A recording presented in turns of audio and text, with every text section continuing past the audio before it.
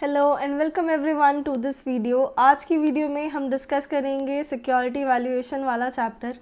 Video start करने से पहले I will request you guys कि अगर आप लोग वीडियोस देखते हो, आपको चीज़ें समझ में आती हैं, तो आप प्लीज़ चैनल को सब्सक्राइब कर लीजिए। आपका कोई भी फीडबैक है, सजेशन है, प्लीज़ कॉमेंट सेक्शन में मुझे ज़रूर बताना। चलिए आज का डिस्कशन हम स्टार्ट करते हैं with the chapter security valuation. इससे पहली वाली जो वीडियो थी उसमें मैंने आपको रिस्क मैनेजमेंट चैप्टर कराया था और उससे पहले मैंने आपको कराई थी सिक्योरिटी एनालिसिस। सिक्योरिटी एनालिसिस में मैंने आपको बताया था कि दो तरीके की एनालिसिस होती हैं। The first one was technical analysis and the second one was fundamental analysis, जिसमें मैंने आपको बताया था कि फंडामेंटल एनालिसिस आप सबको करनी आती है, ठीक है, भले टेक्निकल एनालिसिस आती हो या नहीं। ऐसा क्यों बोला था मैंने आपसे कहा था कि आपने इंटर में जो फेयर वैल्यू है of the shares, of the bonds, ये सब निकालना सीखा था, उसी को हम फंडामेंटल एनालिसिस बोलते हैं। एंड विद दैट मैंने आपको ये भी बताया था कि फाइनल में भी चैप्टर है ऑफ सिक्योरिटी वैल्यूएशन, जिसमें हम फंडामेंटल एनालिसिस ऑफ सिक्योरिटीज सीखेंगे कि हम किस तरीके से fair price of the bonds, debentures, shares, the money market instruments, ये सब निकालना सीखेंगे। ठीक है, तो आज जो हमारी डिस्कशन है वो इसी को लेके है। सबसे पहले लिखा है कि सिक्योरिटी वैल्यूएशन का मतलब क्या है, पढ़ लेते हैं क्या लिखा है। Calculation of fair price of securities is known as security valuation, यानी कि जब आप किसी सिक्योरिटी का फेयर प्राइस निकालते हैं, कैलकुलेट करते हैं। Securities can be anything, a share, a bond, a debenture, a T bill, a commercial bill, commercial paper, right, कुछ भी हो सकती है सिक्योरिटीज़। जब आप उस सिक्योरिटी का क्या निकालेंगे, फेयर प्राइस निकालेंगे, उसे हम क्या बोलेंगे, सिक्योरिटी वैल्यूएशन बोलेंगे। करेक्ट। मैंने आपको बता दिया था कि सिक्योरिटी एनालिसिस करना क्यों होता है, क्योंकि हमें ये चीज़ डिटरमाइन करनी है कि जो भी सिक्योरिटी है कहीं वो ओवर प्राइस तो नहीं है, अंडर प्राइस तो नहीं है, जिसके बेसिस पे हम ये डिटरमाइन कर पाते थे कि हमें वो सिक्योरिटीज़ खरीदनी चाहिए या नहीं खरीदनी चाहिए, या बेचनी चाहिए या नहीं बेचनी चाहिए। करेक्ट, यही करते थे हम। सिमिलरली यहाँ पे सिक्योरिटी वैल्यूएशन का भी पर्पस यही है कि हम फेयर प्राइस निकालें ऑफ द सिक्योरिटीज़ और ये चीज़ डिटरमाइन कर पाएँ कि हमें वो खरीदनी चाहिए या बेचनी चाहिए, ओवर प्राइज्ड है यानी ओवर वैल्यूड है या अंडर वैल्यूड है। करेक्ट। आई होप आप लोगों को एटलीस्ट सिक्योरिटी वैल्यूएशन का मतलब समझ में आ गया होगा कि जब हम फेयर प्राइस निकालते हैं किसी भी सिक्योरिटी का, उसे हम क्या बोलते हैं, सिक्योरिटी वैल्यूएशन बोलते हैं। चलिए बात कर लेते हैं। नेक्स्ट टॉपिक हमारे पास है valuation of bonds and debentures, क्योंकि फर्स्ट पार्ट जो हम डिस्कस करेंगे of this chapter will be valuation of bonds and debentures. After that we will be discussing the valuation of shares and the money market instruments. So फिलहाल का हमारा discussion आज शुरू होगा from the valuation of bonds and debentures. I hope आप लोगों को bonds and debentures क्या होते हैं ये चीज़ पता होगी। कुछ टर्म्स होती हैं related to bonds and debentures, पहले मैं आपको वो क्लियर कर देती हूँ। वैसे आप लोगों को वो चीज़ें पता होंगी, बहुत छोटी छोटी सी चीज़ें हैं, बट अगर आपको वो चीज़ें क्लियर नहीं हुई या आपने एक बार दोबारा से अभी रिफ़्रेश नहीं किया माइंड में, तो मे बी आपको आगे की डिस्कशन समझने में थोड़ी सी प्रॉब्लम आए। आई होप आप लोगों को पता होगा कि जो डिबेंचर्स हैं या बॉन्ड्स हैं उसमें कूपन रेट होता है। ठीक है, कूपन रेट क्या होता है, मान लीजिए लिखा है 8% डिबेंचर है, ठीक है, या 11% बॉन्ड है, तो ये जो 8% लिखा है, ये जो 11% लिखा है, this is what, the coupon rate. ठीक है, यानी जिस रेट से इंटरेस्ट मिलेगा under this debenture, under this bond, उसे हम बोलते हैं क्या, कूपन रेट। चलिए नेक्स्ट हम बात कर लेते हैं रिडीमेबल वैल्यू के बारे में।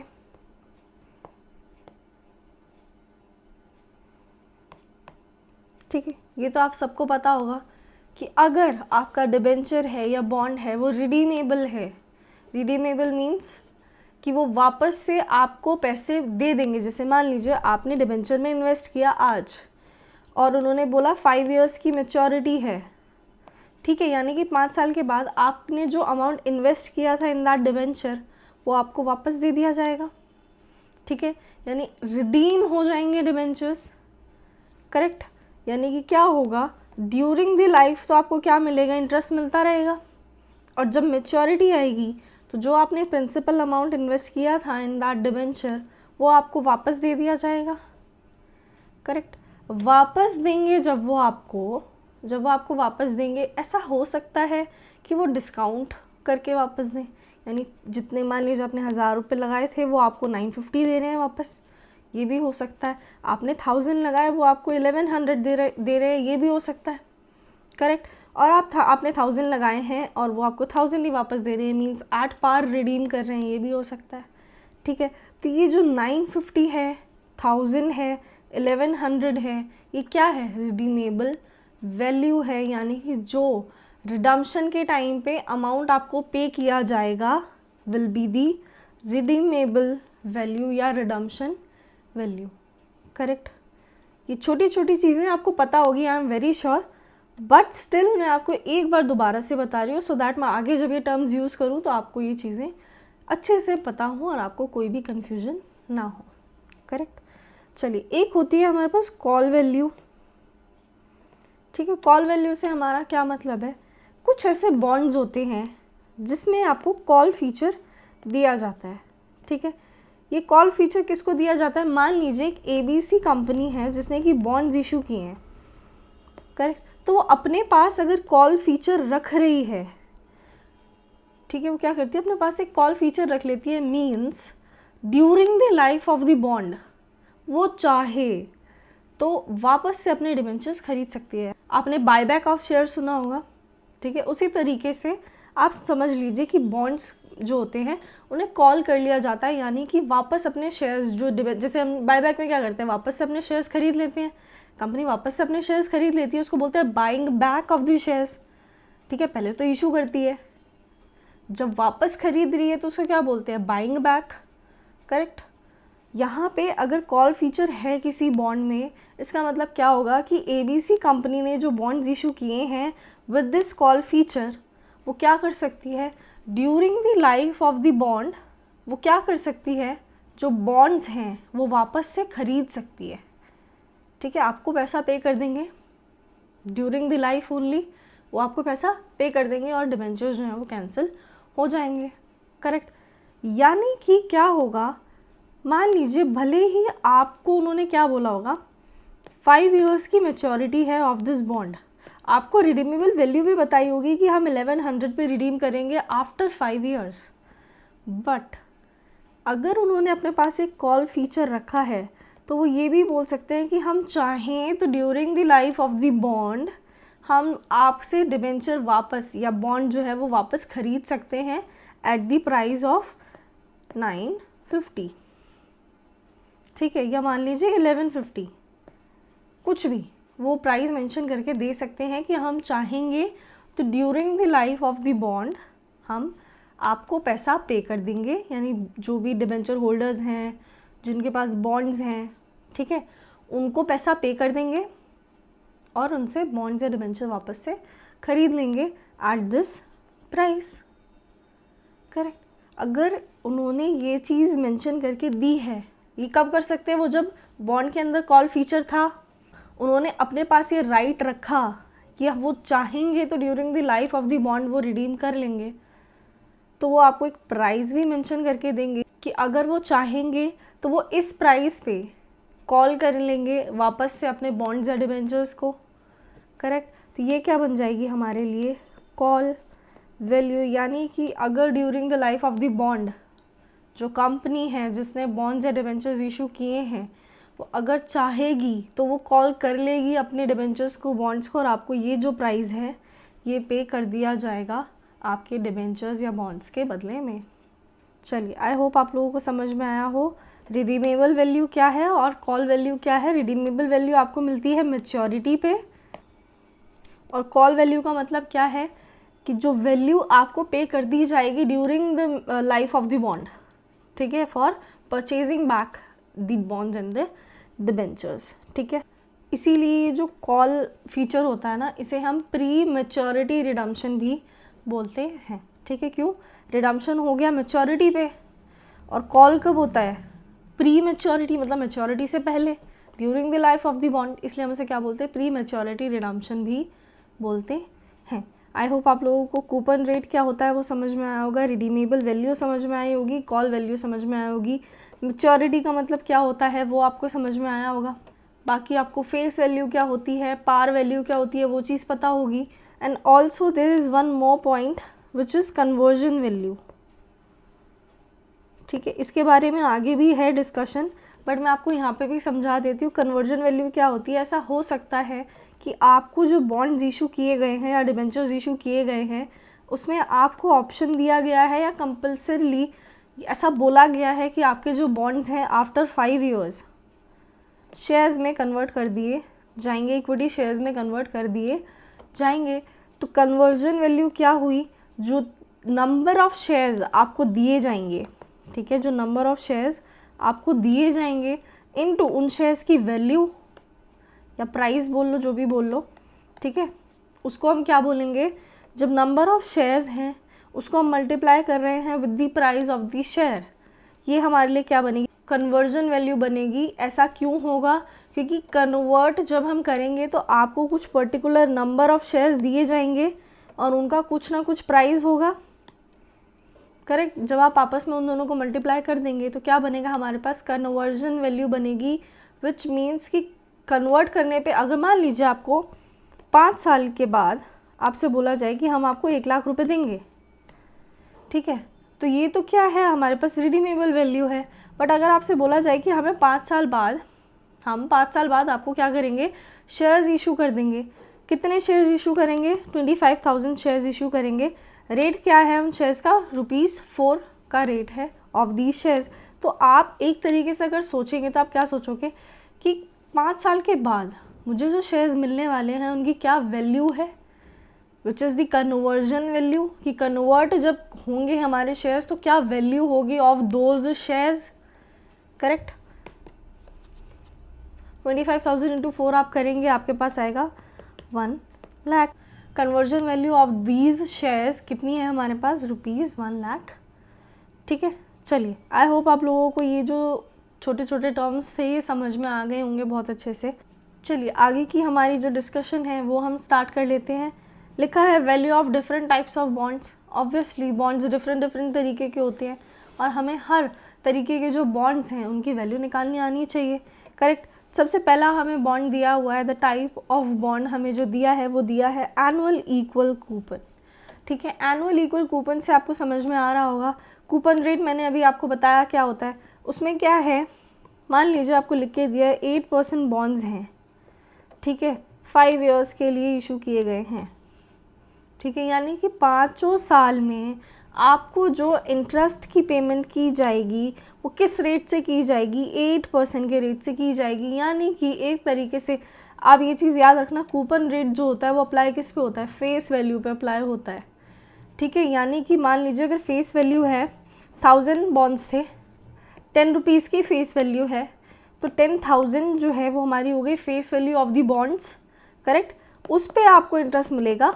8%, ठीक है। यानी कि 5 साल में जो आपको इंटरेस्ट अमाउंट रिसीव हो रहा होगा वो होगा इक्वल, ठीक है। जैसे कि ये आपको ये लिखा है 10,000 इंटू 8%, ठीक है, यानी कितना इंटरेस्ट हो गया, 800 रुपीज़ पर ईयर, ठीक है। तो आपको क्या होगा, 800 रुपये का इंटरेस्ट ही मिलेगा हर साल।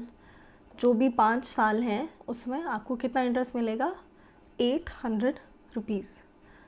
इक्वली आपको हर साल यही इंटरेस्ट का अमाउंट रिसीव होगा, करेक्ट। तभी इसका नाम है एनुअल इक्वल कूपन बॉन्ड, ठीक है। इसमें क्या होगा, देखो, जब हम बॉन्ड का क्या निकालना चाहते हैं, फेयर प्राइस निकालना चाहते हैं, ठीक है। अगर आज मैं सोचती हूँ कि ये बॉन्ड मुझे मिल रहा है 950 रुपीज़ में, ठीक है, क्या मुझे ये ख़रीदना चाहिए या नहीं ख़रीदना चाहिए, तो मैं क्या सोचूंगी कि फेयरली इसका प्राइस क्या होना चाहिए, करेक्ट, मतलब कायदे से इसका प्राइस क्या होना चाहिए। अगर मुझे ऐसा लगेगा कि इसका प्राइस तो 1000 होना चाहिए और मुझे कितने में मिल रहा है 950 में, तो मैं तो ख़रीद लूँगी। बट अगर क्या होगा कि इसका प्राइस कायदे से 900 होना चाहिए बट ये बिक रहा है 950 में, तो मैं तो नहीं ख़रीदूँगी, यही होगा ना। यानी मुझे क्या करना है, फेयर प्राइस निकालना है।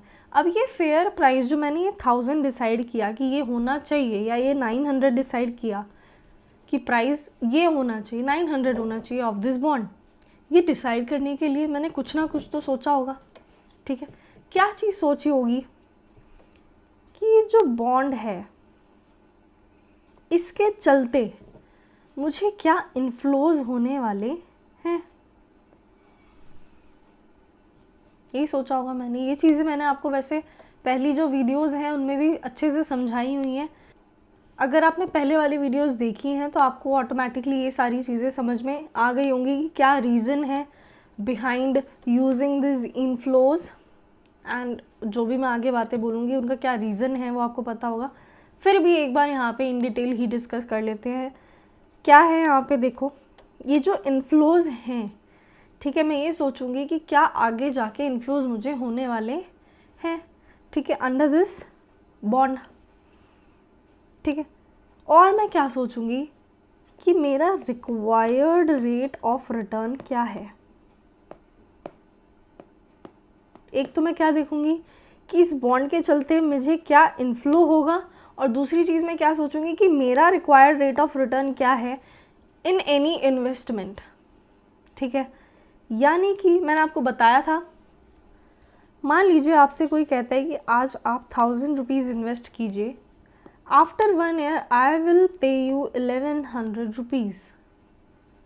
ठीक है, आपको आज कितने देने हैं, 1000 रुपीज़। 1 साल बाद आपको कितने मिलेंगे, 1100 रुपीज़ आपको मिल जाएंगे। तो आप क्या सोचोगे बिफोर इन्वेस्टिंग इन दिस, आप क्या सोचोगे कि आज अगर मैं 1000 रुपीज़ कहीं और इन्वेस्ट करता हूँ या कहीं पे भी इन्वेस्ट करता हूँ तो मुझे एटलीस्ट 10% का इंटरेस्ट रेट्स चाहिए on this amount, on this investment amount. ठीक है, अब आप क्या सोचोगे कि आज ये मुझसे कितने पैसे मांग रहा है, 1000 रुपीज़, आगे जाके मुझे कितने दे रहा है, 1100 रुपये। ठीक है, तो मैं सबसे पहले क्या चेक करूँगी कि ये जो 10% का मुझे रिक्वायर्ड रेट ऑफ रिटर्न चाहिए ये मुझे अचीव हो पाएगा इस केस में या नहीं।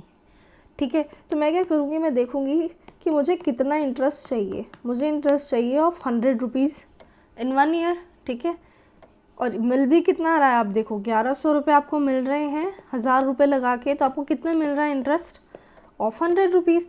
ठीक है, यानी कि मेरा रिक्वायर्ड रेट ऑफ रिटर्न हो गया है अचीव। ठीक है, अचीव हो गया, यानी कि मैं क्या करूँगी, इस पर्सन को जो मुझे कह रहा है कि भाई 1000 रुपीज़ दो और मैं आपको 1 साल के बाद 1100 रुपीज़ देता हूँ, मैं बिल्कुल इस पर्सन को पैसे दे दूँगी। करेक्ट, क्योंकि मुझे क्या है, रिक्वायर्ड रेट ऑफ रिटर्न है मेरा कुछ 10% का, मुझे वो चीज़ मिल रही है, मुझे उसे पैसे देने में कोई भी प्रॉब्लम नहीं होगी। करेक्ट, इसी तरीके से अगर मैं किसी बॉन्ड में इन्वेस्ट कर रही हूँ, मेरी कुछ इन्वेस्टमेंट है, ठीक है, मैं पैसे दे रही हूँ, बॉन्ड में इन्वेस्ट करना मीन्स पैसे ही इन्वेस्ट करना है ना मुझे, और क्या इन्वेस्ट करना है। अगर मुझे बॉन्ड में पैसे इन्वेस्ट करने हैं तो मेरा कुछ तो मैं सोचूंगी ना कि मुझे आगे जाके क्या मिलेगा। ठीक है, और जो मिलेगा और मुझे एक्चुअली में कितना चाहिए, ठीक है, मैं क्या सोचती हूँ वो भी तो मैटर करेगा। एक चीज़ क्या मैटर करेगी कि मुझे मिलेगा क्या, और दूसरी चीज़ क्या मैटर करेगी कि मुझे चाहिए क्या। ठीक है, तो लिख दिया मैंने इनफ्लोज, तो वो हो गया जो मुझे मिलेगा अंडर दिस बॉन्ड, और रिक्वायर्ड रेट ऑफ रिटर्न क्या हो गया कि जो मुझे चाहिए from investing in this bond. Correct, बात कर लेते हैं जो हम बात कर रहे थे about annual equal coupon bond की, किस तरीके से वैल्यूएशन हमें करनी है। मैंने आपसे क्या बोला, हमें ध्यान रखने हैं इनफ्लोज। इनफ्लो क्या होगा, अगर एनुअल इक्वल कूपन बॉन्ड है तो उसमें हमारे क्या क्या इनफ्लोज हो सकते हैं। कूपन रेट के हिसाब से इंटरेस्ट तो मिलेगा ही मिलेगा। ठीक है, इंटरेस्ट मिल गया, और क्या मिलेगा, जब हमारे बॉन्ड्स रिडीम होंगे तो हमें क्या मिलेगी, रिडम्पशन वैल्यू मिलेगी। अभी हमने डिस्कस किया कि रिडम्पशन वैल्यू क्या होती है, तो रिडीमेबल वैल्यू भी मिलेगी हमें। ठीक है, और इंटरेस्ट भी मिलेगा। राइट, ये दोनों चीज़ें हमें मिलेंगी, बट ये चीज़ें हमें मिलेंगी after a certain time period. ठीक है, यानी कि मान लीजिए आपका 1 साल का ही कोई बॉन्ड है, ठीक है, 1 साल का ही बॉन्ड है। आज आपसे वो 1000 रुपीज़ मांग रहे हैं, आपसे बोल रहा है कि आपको 10% का क्या मिलेगा, जो बॉन्ड है वो 10% बॉन्ड है, यानी आपको 10% के रेट से इंटरेस्ट मिलेगा, ठीक है। और 1 साल के बाद आपको जो रिडीम करके पैसे वापस दिए जाएंगे वो कितने दिए जाएंगे, 1000 रुपीज़ आपको वापस कर दिए जाएंगे। ऑल्सो क्या दिया जाएगा, इंटरेस्ट दिया जाएगा एट द रेट 10%। तो आप क्या सोचेंगे कि भाई देखो ये 1000 थे, 1000 के 1000 मुझे वापस मिल जाएंगे, करेक्ट। और क्या मिलेगा, 10% का इंटरेस्ट भी मिलेगा, यानी 100 रुपये और मिलेंगे। बट ये आपको मिलेंगे आफ्टर 1 ईयर। आपसे पैसा मांगा जा रहा है कब, आज, ऑन द 0 पीरियड, ठीक है। यानी आपसे तो पैसा मांग रहे हैं आज, और आपको जो भी इन्फ्लोज होंगे वो होंगे आफ्टर 1 ईयर। या मान लीजिए 5 साल का भी बॉन्ड है तो आपको फर्स्ट ईयर एंड पे कुछ मिलेगा इंटरेस्ट, ठीक है, 100 रुपये का। सेकेंड ईयर एंड पे भी मिलेगा, थर्ड ईयर एंड पे भी आपको 100 रुपये ही मिलेंगे, फोर्थ ईयर एंड पे भी आपको 100 रुपये मिलेंगे, और फिफ्थ ईयर एंड पे आपको 100 रुपये का इंटरेस्ट भी मिलेगा, और आपकी रिडीमेबल वैल्यू भी आपको रिसीव हो जाएगी। लेकिन ये सारे जो इन्फ्लोज हैं इनके लिए पैसे कब देने हैं, आपको आज देने हैं, ठीक है। तो डिसीज़न भी आपको आज ही लेना पड़ेगा कि आपको आगे जाके ये जो इन्फ्लोज मिल रहे हैं, ठीक है, इनकी आज की वैल्यू क्या है, ठीक है, इनकी आज की वैल्यू क्या है, और आपसे इन इन्फ्लोज के लिए क्या पैसा आज मांगा जा रहा है, यही तो आप चेक करोगे ना। यानी आप क्या करेंगे कि ये जो आपको आगे जाके जो भी इन्फ्लोज होने वाले हैं इनकी आप प्रेजेंट वैल्यू निकालोगे, ठीक है। आप इनकी आज की वैल्यू निकालेंगे और डिसाइड करेंगे इस बेस पे, ठीक है। मान लीजिए देखो आपको जो पैसे मिल रहे हैं वो मिल रहे हैं आफ्टर 1 ईयर, ठीक है। आपको तो पैसा आज लगाना है ना, तो कंपेरेबल ही नहीं है दोनों अमाउंट, ठीक है। मैं बोल रही हूँ आपको आगे जाके 1100 रुपये देंगे, आज आप 1000 रुपये दे दो। क्या बोला मैंने, आज आप 1000 रुपये दे दो, मैं आपको आगे जाके 1100 रुपये दे दूँगी, ठीक है। आप क्या बोलोगे, 100 रुपये का फ़ायदा हो गया, ऐसे कैसे हो गया, टाइम पीरियड नाम की कोई चीज़ नहीं है क्या, ठीक है। आपसे आज मांगा जा रहा है और आपको दिया जा रहा है आफ्टर 1 ईयर, ठीक है। तो टाइम पीरियड भी तो कंसिडर करो ना। तो किस तरीके से कंसिडर कर सकते हैं टाइम पीरियड, मैंने आपको बताया था। आज आपसे अगर पैसे मांगे जा रहे हैं तो डिसीजन कब लेना है, आपको आज लेना है। तो आप किस बेस पे डिसीजन ले पाओगे, आप देखोगे मुझे आज देने पड़ रहे हैं 1000 रुपीज़, और जो मुझे 1 साल बाद 1100 रुपये रिसीव होंगे, ठीक है, उनकी आज क्या वैल्यू है, अगर मैं वो चीज़ निकाल लूँ तो ये कंपेरेबल बन जाएगा ना अमाउंट, ठीक है। आउटफ्लो एंड इनफ्लो का जो मैंने कर लिया पीवी, ठीक है, वो दोनों अब कंपेरेबल हो गए क्योंकि वो सेम टाइम पीरियड के लिए इनफ्लो एंड आउटफ्लो हो गए, ठीक है। तब मैं कंपेयर कर पाऊँगी कि मेरे लिए आज ये पैसे इन्वेस्ट करना फ़ायदेमंद है या नहीं है, ये करना पड़ेगा। यानी मुझे क्या करना पड़ रहा है, कंपेरेबल बनाने के लिए जो फ्यूचर इन्फ्लोज थे उन्हें पीवी करके लेके आना पड़ रहा है एट 0 पीरियड टाइम, ठीक है। यही हमें करना है। अब अगर आपको इतनी चीज़ समझ में आ गई कि हमें इन्फ्लोज कंसिडर करने हैं, पहली चीज़। दूसरी चीज़ ये समझ में आ गई कि जो इन्फ्लोज हैं उनका प्रेजेंट वैल्यू हमें कंसिडर करना होता है, जो मैंने अभी आपको बताया रीज़न। अगर आपको ये समझ में आ गया, आपको आगे पूरे चैप्टर में किसी भी फॉर्मूला में, किसी भी चीज़ में कोई भी प्रॉब्लम नहीं आएगी समझने में, ठीक है। एक चीज़ और मैं आपको बता देती हूँ, ठीक है, जब डिस्कस कर ही रहे हैं तो यहीं पर डिस्कस कर लेते हैं।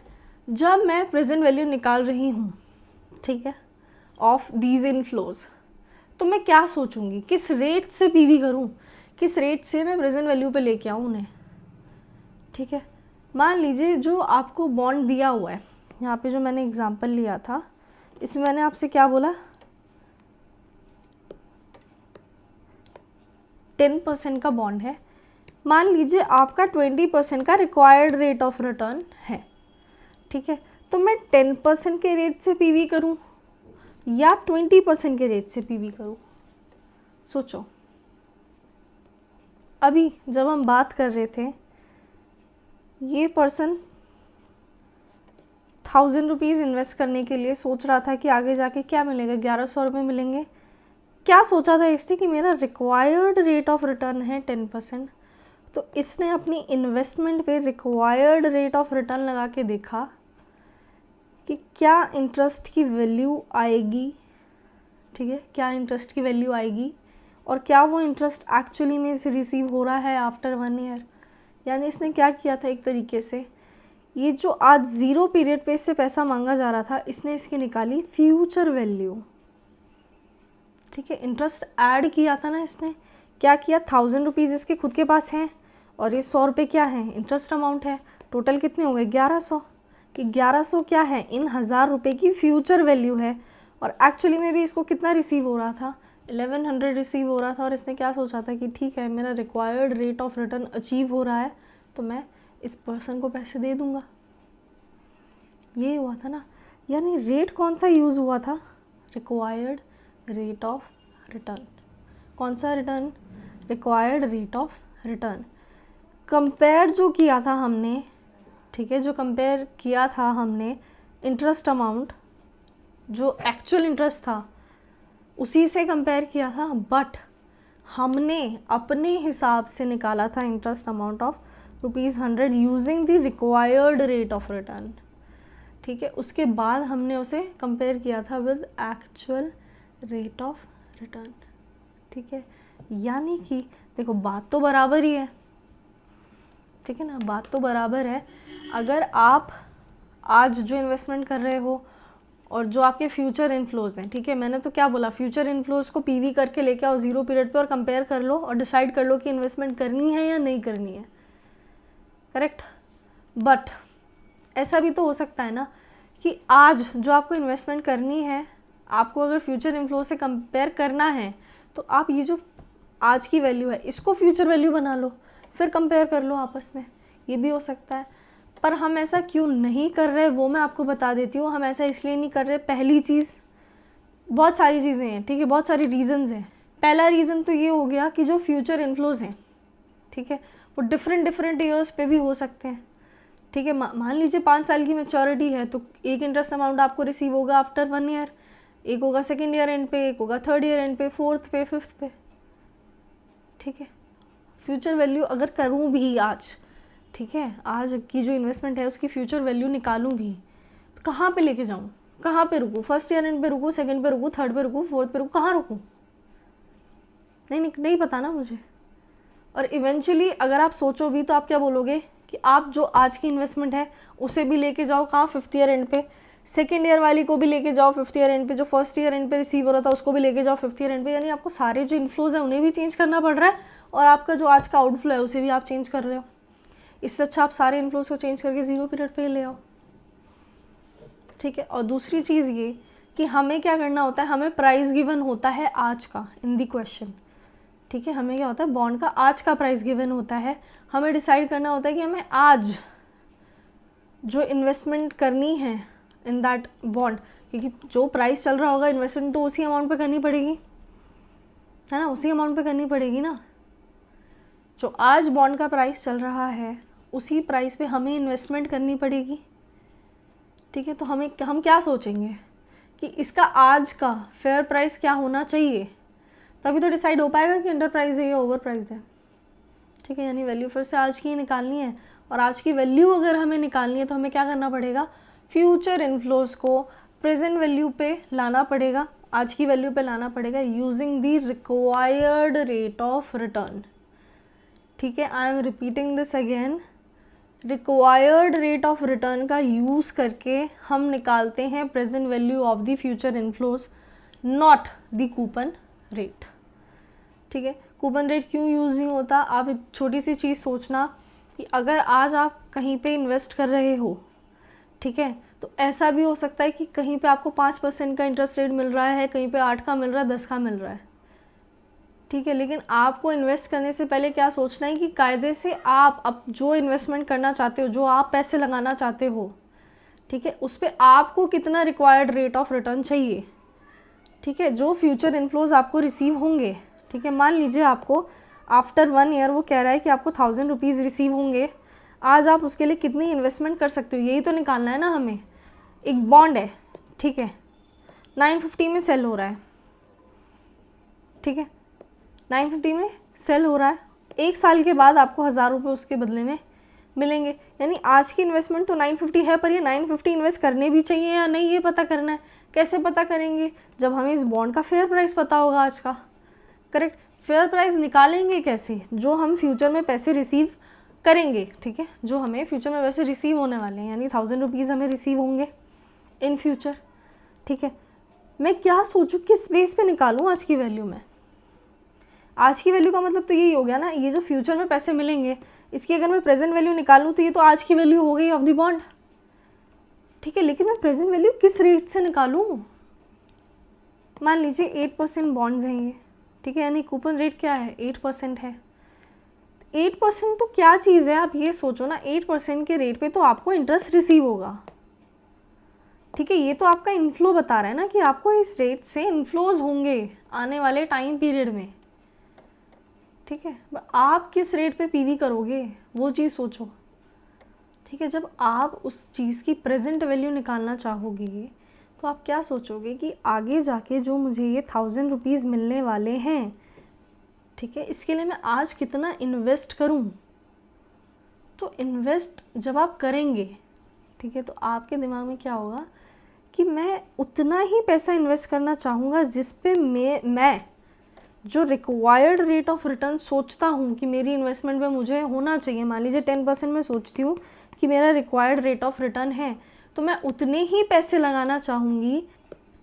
मान लीजिए x है हमारी अमाउंट ऑफ इन्वेस्टमेंट जो मैं करूँगी इन दिस केस, ठीक है। यहाँ पे जो मैं इन्वेस्टमेंट करूँगी उसको आप x मान लो। तो मैं क्या सोचूँगी कि ये पैसा जो मैं इन्वेस्ट कर रही हूँ तो मुझे मिलना ही चाहिए। ऑल्सो क्या मिलना चाहिए? इंटरेस्ट मिलना चाहिए। और मैं क्या इंटरेस्ट पाना चाहती हूँ, 10% या 8%? बताओ। Obviously required rate of return, क्योंकि मैं क्या सोच रही होंगी कि मेरा जो ये इन्वेस्टमेंट अमाउंट है ये तो मुझे रिसीव होना ही चाहिए। और क्या रिसीव होना चाहिए? इंटरेस्ट रिसीव होना चाहिए। किस रेट से? मेरे रिक्वायर्ड रेट ऑफ रिटर्न से, जिसका कि टोटल कितना आना चाहिए? 1000 आना चाहिए, क्योंकि मुझे कितना मिल रहा है? 1000 रुपीज़ मिल रहे हैं। यानी कि मेरा प्रिंसिपल अमाउंट मिला के प्लस मेरे रिक्वायर्ड रेट के हिसाब से इंटरेस्ट लगा के टोटल अमाउंट कितना होना चाहिए? 1000 होना चाहिए, ठीक है। उतना ही अमाउंट इन्वेस्ट करूँगी जिसमें कि principal plus interest as per my required rate of return मुझे रिसीव हो जाए, ठीक है। भले इस बॉन्ड में आपको 8% के रेट से इंटरेस्ट मिल रहा है, उससे मेरा कोई लेना देना नहीं है। मैं यही सोचूंगी कि मैं कहीं पे इन्वेस्ट अगर कर रही हूँ तो उस पर पर्टिकुलरली मुझे जो रिक्वायर्ड रेट ऑफ रिटर्न मिलना चाहिए वही मुझे रिसीव हो रहा हो, ठीक है। यानी कि मुझे क्या करना है, जब मुझे फ्यूचर इनफ्लोस की प्रेजेंट वैल्यू निकालनी है तो मुझे कौन सा रेट यूज़ करना है? रिक्वायर्ड रेट ऑफ रिटर्न, ठीक है। ये डिस्कशन हमारी पहले भी वीडियोस में हो चुकी हैं, ठीक है। सिंपल सी चीज़ें, कुछ ऐसा बहुत ट्रिकी नहीं है, डिफ़िकल्ट नहीं है समझने में, ठीक है। आपको टाइम वैल्यू समझ में अगर आती है, ठीक है, तो ये जो चीज़ आपको बहुत आराम से समझ में आ गई होगी। कोई भी डिफ़िकल्टी आपको इसमें फेस नहीं करनी पड़ी होगी, ठीक है। कोई भी कहीं पे भी अगर कन्फ्यूजन हुई है आप प्लीज़ मेरे से कनेक्ट कर लेना। इंस्टाग्राम पे कर लो, टेलीग्राम पे कर लो, लिंक है डिस्क्रिप्शन में। कहीं पे भी आप कनेक्ट करना, आपकी जो क्वेरी है वो मैं रिज़ॉल्व कर दूँगी, ठीक है। फ़िलहाल के लिए आप अगर इतना इन डिटेल नहीं समझना चाहते तो आप एक छोटी सी चीज़ समझ लीजिए कि जब आपको वैल्यू निकालनी है ऑफ समथिंग, ठीक है, चाहे वो शेयर है या बॉन्ड है, हमें क्या चीज़ कंसिडर करनी होती है? मैंने आपको क्या बोला? 2 चीज़ें कंसिडर करनी है। पहली चीज़ कि वो हमें क्या दे रहा है, यानी उस बॉन्ड के अंदर हमें क्या चीज़ें रिसीव हो रही हैं, जिन्हें हम नाम देते हैं एज फ्यूचर इनफ्लोस, ठीक है। और दूसरी चीज़ हम क्या कंसिडर करते हैं कि हम उस बॉन्ड में इन्वेस्ट अगर करेंगे तो हम क्या चाहेंगे उससे। जैसे कि मैंने क्या नाम दिया था? रिक्वायर्ड रेट ऑफ रिटर्न, ठीक है। बात कर लेते हैं अब आपको जितने भी ये टाइप्स ऑफ बॉन्ड्स दिए हैं इनकी वैल्यूज़ जब आप कैलकुलेट करेंगे इजीली अब आप कैलकुलेट कर पाएंगे, अगर आपको ये सारी जो हमारी डिस्कशन थी ये समझ में आ गई होगी। तो बात कर लेते हैं, मैंने आपसे क्या कहा कि आपको सबसे पहली चीज़ क्या ध्यान देनी थी, इनफ्लोज मैंने आपको बता दिया। यहाँ पे क्या होगा, एक होगा हमारे पास इंटरेस्ट और दूसरा क्या होगा, रिडीमेबल वैल्यू। बट मैंने आपसे क्या कहा, आपको निकालनी है value of the bond as on today. लेकिन ये जो इनफ्लोज हैं ये डिफरेंट टाइम पीरियड से रिलेटेड हैं, ठीक है। अगर ये एनुअल इक्वल कूपन बॉन्ड है भी तो भी ऐसा हो सकता है कि ये 5 साल के लिए हो, ठीक है। तो आपको 5 साल तक तो क्या मिलेगा, इंटरेस्ट मिलेगा, और 5th ईयर एंड पे आपको इंटरेस्ट भी मिलेगा, प्लस क्या मिलेगी, रिडीमेबल वैल्यू भी आपको रिसीव हो जाएगी। बट होगा क्या, ये जो इंटरेस्ट है, क्योंकि ये एनुअल इक्वल कूपन है तो क्या होगा, ये इंटरेस्ट वैल्यू क्या होगी, इक्वल होगी, ठीक है। हमें क्या करना है, प्रेजेंट वैल्यू निकालनी है ऑफ दिस इनफ्लो, ठीक है। जो फ्यूचर इनफ्लोज हैं उनकी क्या निकालनी है, प्रेजेंट वैल्यू निकालनी है। क्योंकि हमारी जो ये इंटरेस्ट हमें रिसीव हो रहा है after 1 year, 2nd year, 3rd year, 4th year, 5th year, ये इनकी क्या है, वैल्यू सेम है, ठीक है, इक्वल है। अगर आपको 10,000 पे 8% का इंटरेस्ट मिल रहा था तो कितना मिल रहा था, 800 रुपये मिल रहे थे। वही 800 रुपये आपको 1st ईयर एंड पे भी मिलेंगे, 2nd पे भी मिलेंगे, 3rd पे भी मिलेंगे, 4th एंड 5th पे भी रिसीव होंगे। तो इस जब हमें इस इक्वल वैल्यू की क्या निकालनी होती है, प्रेजेंट वैल्यू निकालनी होती है, तो हमें सेपरेटली करने की ज़रूरत तो नहीं पड़ती। हम क्या करते हैं, इंटरेस्ट अमाउंट लेंगे यानी कि 800 लेंगे, ठीक है, और क्या लेंगे, प्रेजेंट वैल्यू एनुइटी फैक्टर ले लेंगे, ठीक है। यानी 5 साल का जो प्रेजेंट वैल्यू फैक्टर है उसका क्या कर लेंगे, सम कर लेंगे और मल्टीप्लाई कर देंगे with the annual interest amount, correct. और क्या करेंगे, जो रिडीमेबल वैल्यू है वो कब रिसीव होगी, eight the end of 5th year, ठीक है। यानी कि जब हम 5th ईयर एंड का जो फ्यूचर इनफ्लो है उसको हम लेके आना चाहते हैं 0 टाइम पीरियड पे, तो हमें प्रेजेंट वैल्यू फैक्टर कब का यूज़ करना है, only for the 5th year, ठीक है। यानी हमें क्या यूज़ करना है, present value factor of 5th year, ठीक है। यानी मान लीजिए हमें 10% फॉर 5 ईयर यूज़ करना है। यहाँ पे हमें present value annuity factor use करना है for 5 years at the rate 10%। किस तरीके से निकालते थे मैंने आपको शायद नहीं बताया, प्रेजेंट वैल्यू किस तरीके से निकालते हैं देख लीजिए। मान लीजिए आपको 10% का required rate of return given है, आपको निकालना है PVIF of 1st year, 2nd year, 3rd year, 4th year and 5th year. तो जब आपको प्रेजेंट वैल्यू फैक्टर निकालना है तो आप किस तरीके से निकालते थे, 1 डिवाइडेड बाय कितना रेट दिया है, 10%। 10% को किस तरीके से लिखते हैं, 0.1, ठीक है। आपको क्या करना है, 1 प्लस 0.1 से डिवाइड करना है किसको, 1 को, ठीक है। अगर आपको रेट दिया है 20% तो आपको क्या करना है, 1 divided by 1.2 which is 1 plus 0.2, ठीक है। करिए, अगर आपको 10% के रेट से निकालने हैं प्रेजेंट वैल्यू फैक्टर तो क्या बोला मैंने, आपको करना है 1 डिवाइडेड बाय 1.1। जब आप इक्वल टू करेंगे तो आपके पास आएगा PVIF फॉर 1 ईयर, क्योंकि आपने क्या किया है, सिर्फ एक बार डिवाइड किया है, सिर्फ एक बार डिवाइड किया ना, 1 को 1.1 से सिर्फ एक बार डिवाइड किया, ठीक है। तो निकल के भी क्या आएगा, present value factor for 1 year, यानी कि मान लीजिए मैं यहाँ पे ईयर्स लिख देती हूँ, ठीक है। तो जब मैं करूँगी 1 डिवाइडेड बाय 1.1 तो मेरे पास क्या आ रहा है, 0.909 आ रहा है। दिस इज़ दी PVF, जो PVIF मैंने लिखा है ना, वहाँ पे PVF भी लिख सकते हो, PVIF भी लिख सकते हो, which is present value factor. So 0.909 is the present value factor at the rate 10% for the first year, ठीक है। यानी कि इसको मैं किस तरीके से लिख सकती हूँ, PVIF 10% for the 1 year, ठीक है। जैसे मैंने यहाँ पे लिखा था ना आपके लिए, ठीक है।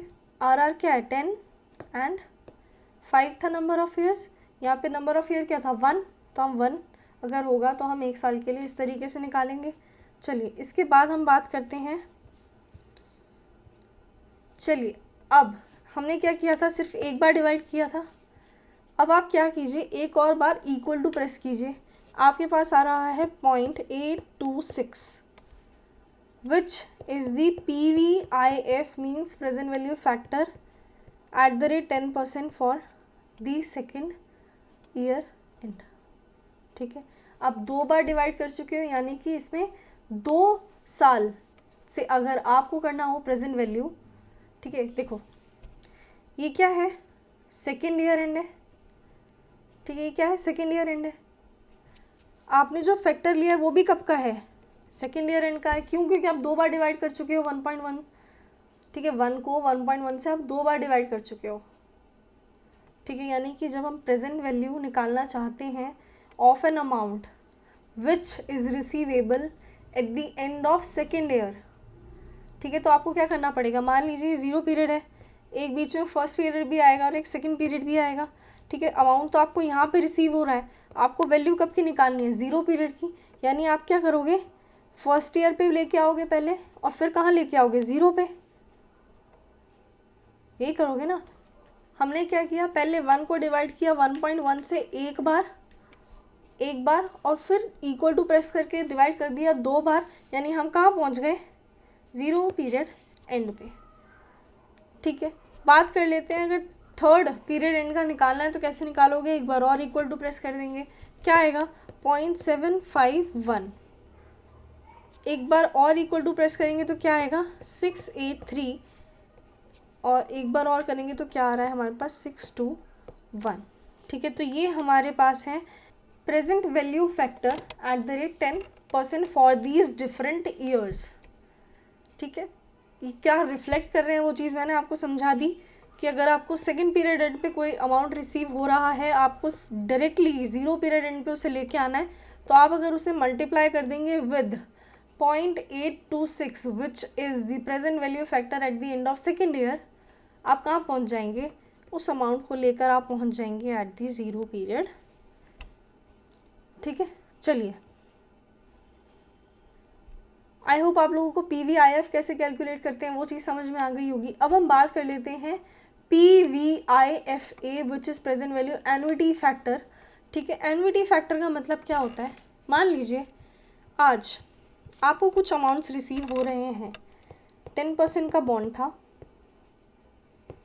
ठीक है, आपको 10% का ही रिक्वायर्ड रेट ऑफ रिटर्न था, ठीक है। यानी कि मान लीजिए अगर ये 1 लाख के वैल्यू के बॉन्ड्स थे, 5 साल की मैच्योरिटी थी तो कितने साल हो गए, 1 2 3 4 एंड 5 ईयर्स हो गए, ठीक है। अगर आप देखोगे, मैंने आपसे क्या कहा, आपको अगर किसी चीज़ की वैल्यू निकालनी है तो आपको क्या देखना है, इन्फ्लोज लेने हैं, जो भी फ्यूचर इन्फ्लोज हैं हमारे, और उनकी प्रेजेंट वैल्यू निकालनी है, ठीक है। सबसे पहले तो इन्फ्लोज पता होनी चाहिए ना, लिख रही हूँ इन्फ्लोज कितने हैं, 10% का रेट है, 1 लाख की वैल्यू है, यानी कितने होंगे 10,000 का इनफ्लो होगा एवरी ईयर,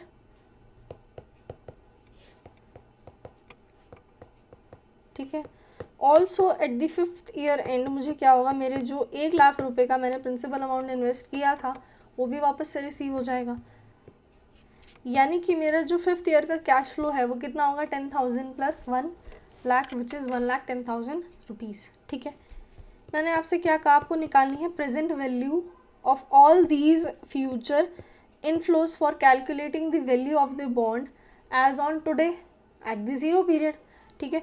तो प्रेजेंट वैल्यू फैक्टर का यूज़ करना पड़ेगा, और प्रेजेंट वैल्यू फैक्टर कौन से रेट से लेते हैं, मैंने आपको बताया अभी, रिक्वायर्ड रेट ऑफ रिटर्न से लेते हैं।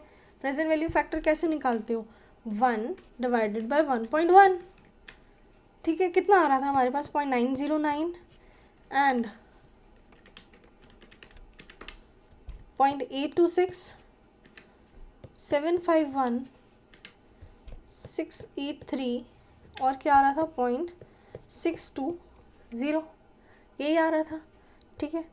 अब आप देखो, ये जो 1 लाख की रिडीमेबल वैल्यू थी, ठीक है, किससे मल्टीप्लाई कर रहे हैं हम, रिडीमेबल वैल्यू मिल भी कब रही थी, 5th ईयर एंड पे, और प्रेजेंट वैल्यू फैक्टर भी कौन सा यूज़ होगा, 5th ईयर एंड वाला, ठीक है। यानी कि अगर मैं 1 लाख को मल्टीप्लाई कर दूं with the present value factor of the 5th year which is 0.620, यानी कि हमारे पास आएगा 62 1000 रुपीज़, ठीक है, ये क्या है हमारे पास प्रेजेंट वैल्यू यानी कि आज की value at the zero period of this 1 lakh का रिडीमेबल अमाउंट, यही है ना ये, ठीक है। ऑल्सो हमारे पास ये 10,000 के इंटरेस्ट अमाउंट है विच आर इक्वल, ठीक है, विच आर इक्वल अमाउंट्स।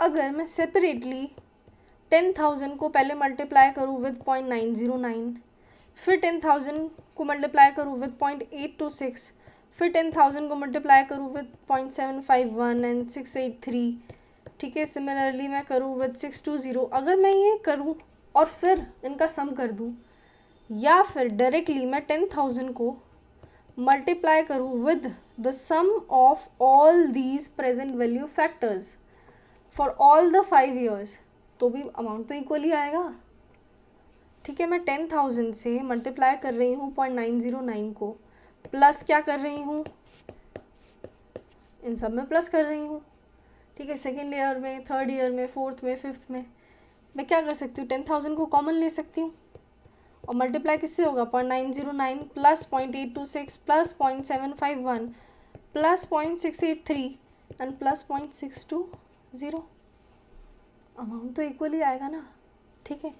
ये जो आप सम कर रहे हैं of all these present value factors of all the 5 years, इन्हें हम क्या बोलते हैं, जब आप इनका सम कर लेंगे ये हमारे पास क्या आएगा, present value annuity factor at the rate 10% for all these 5 years, ठीक है। ऐसा हम क्यों कर पाए, क्योंकि 10,000 जो था वो इक्वल था, हम कॉमन ले पा रहे थे इन ऑल दीज ईयर्स। अगर ये 10,000 के बदले में डिफरेंट अमाउंट होता, मान लीजिए यहाँ 20,000 होता, 30,000 होता, 40,000 होता, 50,000 होता, हम कोई भी अमाउंट कॉमन नहीं ले पाते और हमें सेपरेटली 10,000 को 0.909 से मल्टीप्लाई करना पड़ता, 20,000 को 0.826 से मल्टीप्लाई करना पड़ता और सभी जो प्रेजेंट वैल्यू आती अमाउंट्स में उन्हें ऐड करके निकालना पड़ता। बट 10,000 अगर कॉमन है, यानी कि अगर एनुअल इक्वल कूपन बॉन्ड है जिसमें कि interest amount for all the years are same, तो हम क्या कर सकते हैं, प्रेजेंट वैल्यू एन्युटी फैक्टर से डायरेक्टली मल्टीप्लाई कर सकते हैं इंटरेस्ट के अमाउंट को और हमें क्या पता चल जाएगा, हर साल के जो इंटरेस्ट हैं उनकी प्रेजेंट वैल्यू पता चल जाएगी, ठीक है।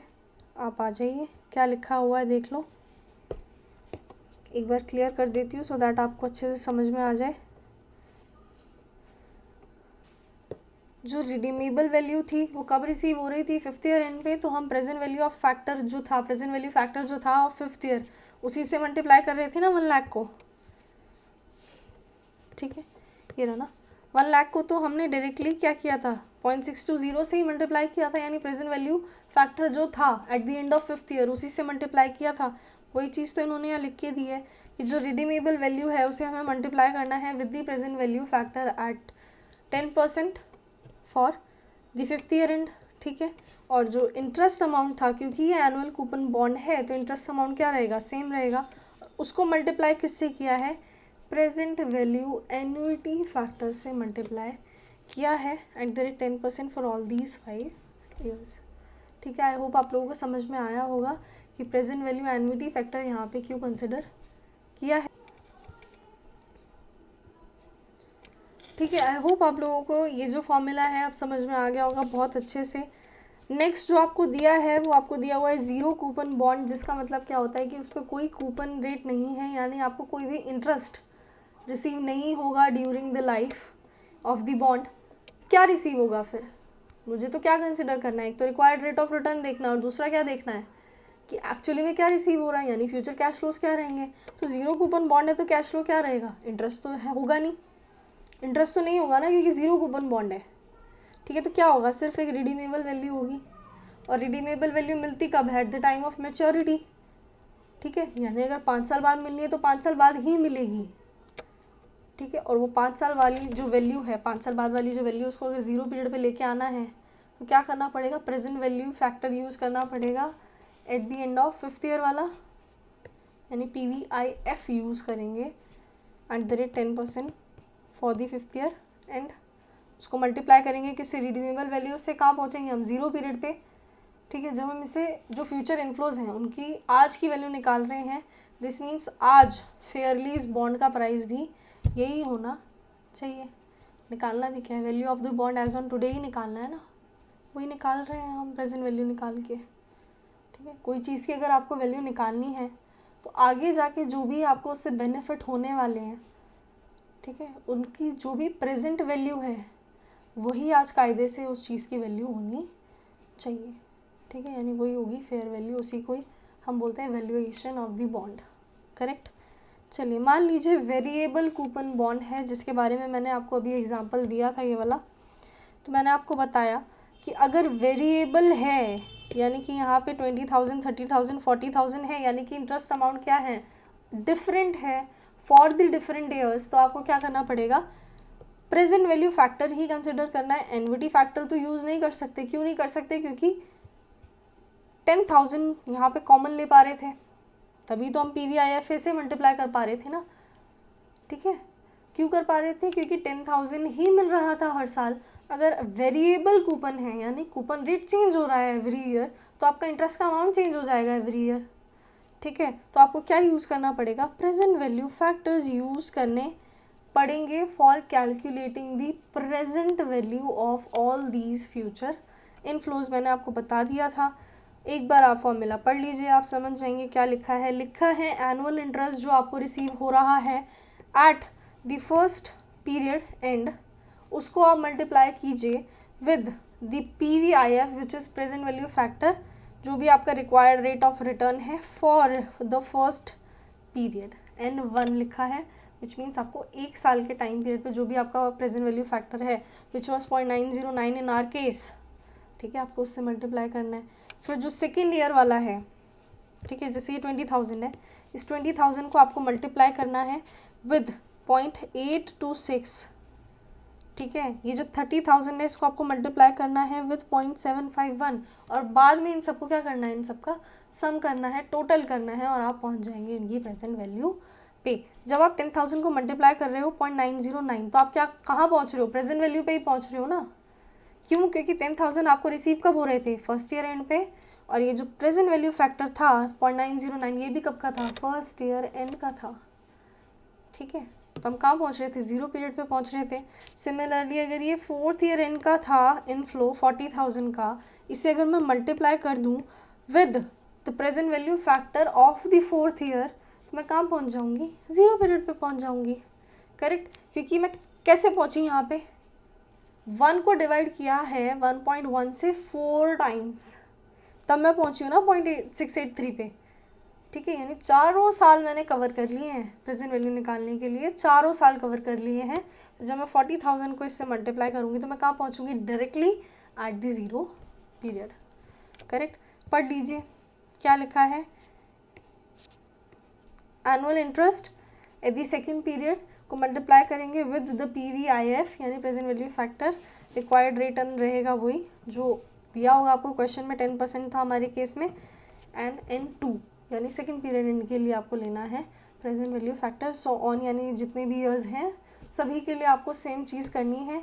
ऑल्सो जो रिडीमेबल वैल्यू थी उसको तो क्या करना होता है, PVIF जो प्रेजेंट वैल्यू फैक्टर दिया होता है फॉर द एंड, जो भी लास्ट पीरियड है, 5 साल बाद है, 10 साल बाद है, जो भी उस टाइम का, ठीक है, मान लीजिए 10 साल का, 5 साल का, जो भी प्रेजेंट वैल्यू फैक्टर होगा उससे मल्टीप्लाई करके डायरेक्टली कहाँ पहुँच जाते हैं, ज़ीरो पीरियड पे पहुँच जाते हैं। करेक्ट, यानी कि अगर वेरिएबल कूपन बॉन्ड है तो आपको इंटरेस्ट को भी मल्टीप्लाई करना पड़ेगा with the present value factor and not the present value annuity factor which we were doing in the annual equal coupon bond. ठीक है, चलिए नेक्स्ट हमारी जो बात है वो है इररिडीमेबल बॉन्ड्स को लेके। इररिडीमेबल बॉन्ड का मतलब क्या होता है कि आपके जो बॉन्ड्स हैं वो कभी भी रिडीम नहीं होंगे, यानी आपका जो प्रिंसिपल अमाउंट है वो कभी भी आपको वापस नहीं दिया जाएगा। तो क्या दिया जाएगा, कुछ तो इनफ्लो होंगे तभी तो इन्वेस्ट करूँगी, आपको दिया जाएगा इंटरेस्ट। ठीक है, क्या दिया जाएगा, सिर्फ और सिर्फ आपको इंटरेस्ट अमाउंट दिया जाएगा। ठीक है, आपको सिर्फ क्या दिया जाएगा, इंटरेस्ट अमाउंट दिया जाएगा ऑलवेज। ठीक है, हमेशा के लिए आपको क्या दिया जाएगा, इंटरेस्ट अमाउंट दिया जाएगा आपको। जब आपका देखो इंटरेस्ट कब बंद होता है, इंटरेस्ट मिलना कब बंद होता है, जब आपका जो बॉन्ड है वो रिडीम हो जाता है। जब बॉन्ड आपका इरिडीमेबल है यानी कि कभी रिडीम होगा ही नहीं, तो इंटरेस्ट भी आपको मिलता ही चला जाएगा हमेशा हमेशा के लिए। इसको हम क्या बोलते हैं, अगर आपको कोई अमाउंट इनफाइनाइट टाइम पीरियड के लिए फिक्स कर दिया गया कि आपको आफ्टर अ सर्टेन इंटरवल्स आपको ये अमाउंट हमेशा रिसीव होगा, उसको हम क्या बोलते हैं, परपैचुटी बोलते हैं, परपैचुअल बॉन्ड। क्या बोलते हैं, परपैचुअल बॉन्ड, परपैचुटी का कॉन्सेप्ट होता है। ठीक है, अब आप मान लीजिए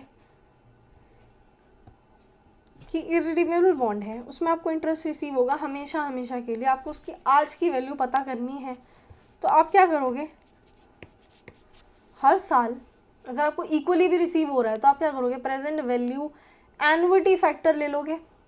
ठीक है, अब देखो प्रेजेंट वैल्यू एन्युटी फैक्टर लेना है इज़ ओके। ठीक है, कि इंटरेस्ट जो मुझे रिसीव हो रहा है, मुझे रिडीमेबल वैल्यू तो रिसीव नहीं हो रही।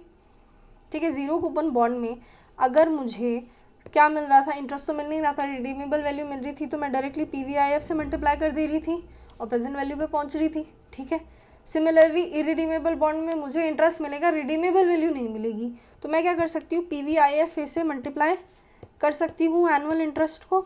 ठीक है, मल्टीप्लाई है ये NN। ठीक है, ये करूँगी, बट मुझे इंटरेस्ट पता है कितना रिसीव हो रहा है, इक्वल ही रिसीव हो रहा है, ये भी पता है। ठीक है, मुझे required rate of return obviously पता होगा कि मेरा क्या है। ठीक है, प्रॉब्लम क्या है, N की प्रॉब्लम है। N क्या है, टाइम पीरियड, टाइम पीरियड तो फिक्स है ही नहीं। For the infinite time period आपको इंटरेस्ट रिसीव होगा। ठीक है, मतलब मिलता ही रहेगा, बस इंटरेस्ट ही मिलता रहेगा इस बॉन्ड के बदले आपको। ठीक है, यानी N तो आपका कुछ फिक्स नहीं है। परपैचुटी का केस है ये, मतलब हमेशा हमेशा के लिए आपको ये इंटरेस्ट अमाउंट रिसीव होगा। ठीक है, यानी कि मैं ये प्रेजेंट वैल्यू एन्युटी फैक्टर तो नहीं निकाल पाऊंगी, ऑब्वियसली नहीं निकाल पाऊंगी जब मुझे टाइम पीरियड ही नहीं पता। मैं किस चीज़ कितनी बार डिवाइड करूँ, अगर मैं 1/1.1 कर भी लूँ, कितनी बार करूँ।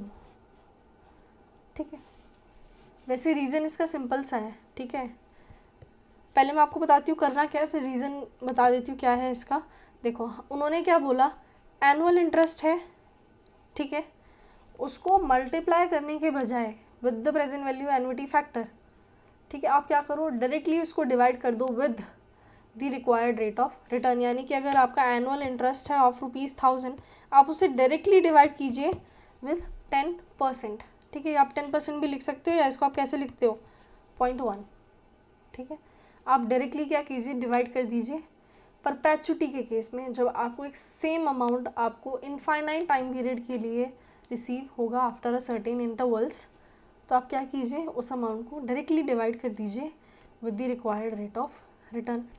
रीज़न इसका ऐसा जो आपको इन डिटेल जाने की ज़रूरत तो नहीं है। ठीक है, बहुत सिंपल सी बात है, क्योंकि अगर आपको याद भी करना है कि परपैचुटी के केस में हमें डायरेक्टली जो रिक्वायर्ड रेट ऑफ रिटर्न दिया हुआ है उससे डिवाइड कर देना होता है हमारे इंटरेस्ट अमाउंट को। बट अगर आपको समझना है तो इनका रीज़न सिंपल सा है कि ये कहना चाहते हैं कि आपको जैसे एनुअल इंटरेस्ट है, ठीक है, वो आपको सिमिलरली रिसीव होता रहेगा, वो आपको इक्वल अमाउंट रिसीव होता रहेगा इंडेफिनिट टाइम पीरियड के लिए। तो आप एक तरीके से उसे एनुअल इक्वल कूपन बॉन्ड की तरह देखेंगे। ठीक है, एनुअल इक्वल कूपन बॉन्ड में हम क्या यूज़ करते थे, present value annuity factor use करते थे, मल्टीप्लाई करते थे किससे, एनुअल इंटरेस्ट थे। तो इनका कहना क्या है कि इनडेफिनिट टाइम पीरियड के लिए जब आप प्रेजेंट वैल्यू एन्युटी फैक्टर निकालेंगे तो आपके रिक्वायर्ड रेट ऑफ रिटर्न के बराबर आ जाएगा। इसीलिए इन्होंने क्या किया, डायरेक्टली आपको एक फॉर्मूला दे दिया कि एनुअल इंटरेस्ट आप डिवाइड कर दीजिए with the required rate of return directly in case of परपैचुटी, यानी कि in case of irredeemable bond. ठीक है, चलिए बात कर लेते हैं फिफ्थ टाइप की, which is the value of convertible bond. Convertible bond के बारे में मैंने आपको अभी बताया था कि जब आपसे कहा जाए कि आगे जाके आपका बॉन्ड जो है वो शेयर्स में कन्वर्ट हो जाएगा, या तो कंपलसरी कर दें कि भाई आगे जाके कंपलसरीली आपको कन्वर्ट कराना ही पड़ेगा, यानी बॉन्ड कन्वर्ट होगा ही होगा इन शेयर्स, या फिर आपको ऑप्शन दे दिया जाए कि अगर आप चाहें तो आप 5 साल के बाद बॉन्ड्स को शेयर्स में कन्वर्ट करा सकते हैं। ठीक है, तो यानी कि हमारे पास 2 ऑप्शंस हो गए।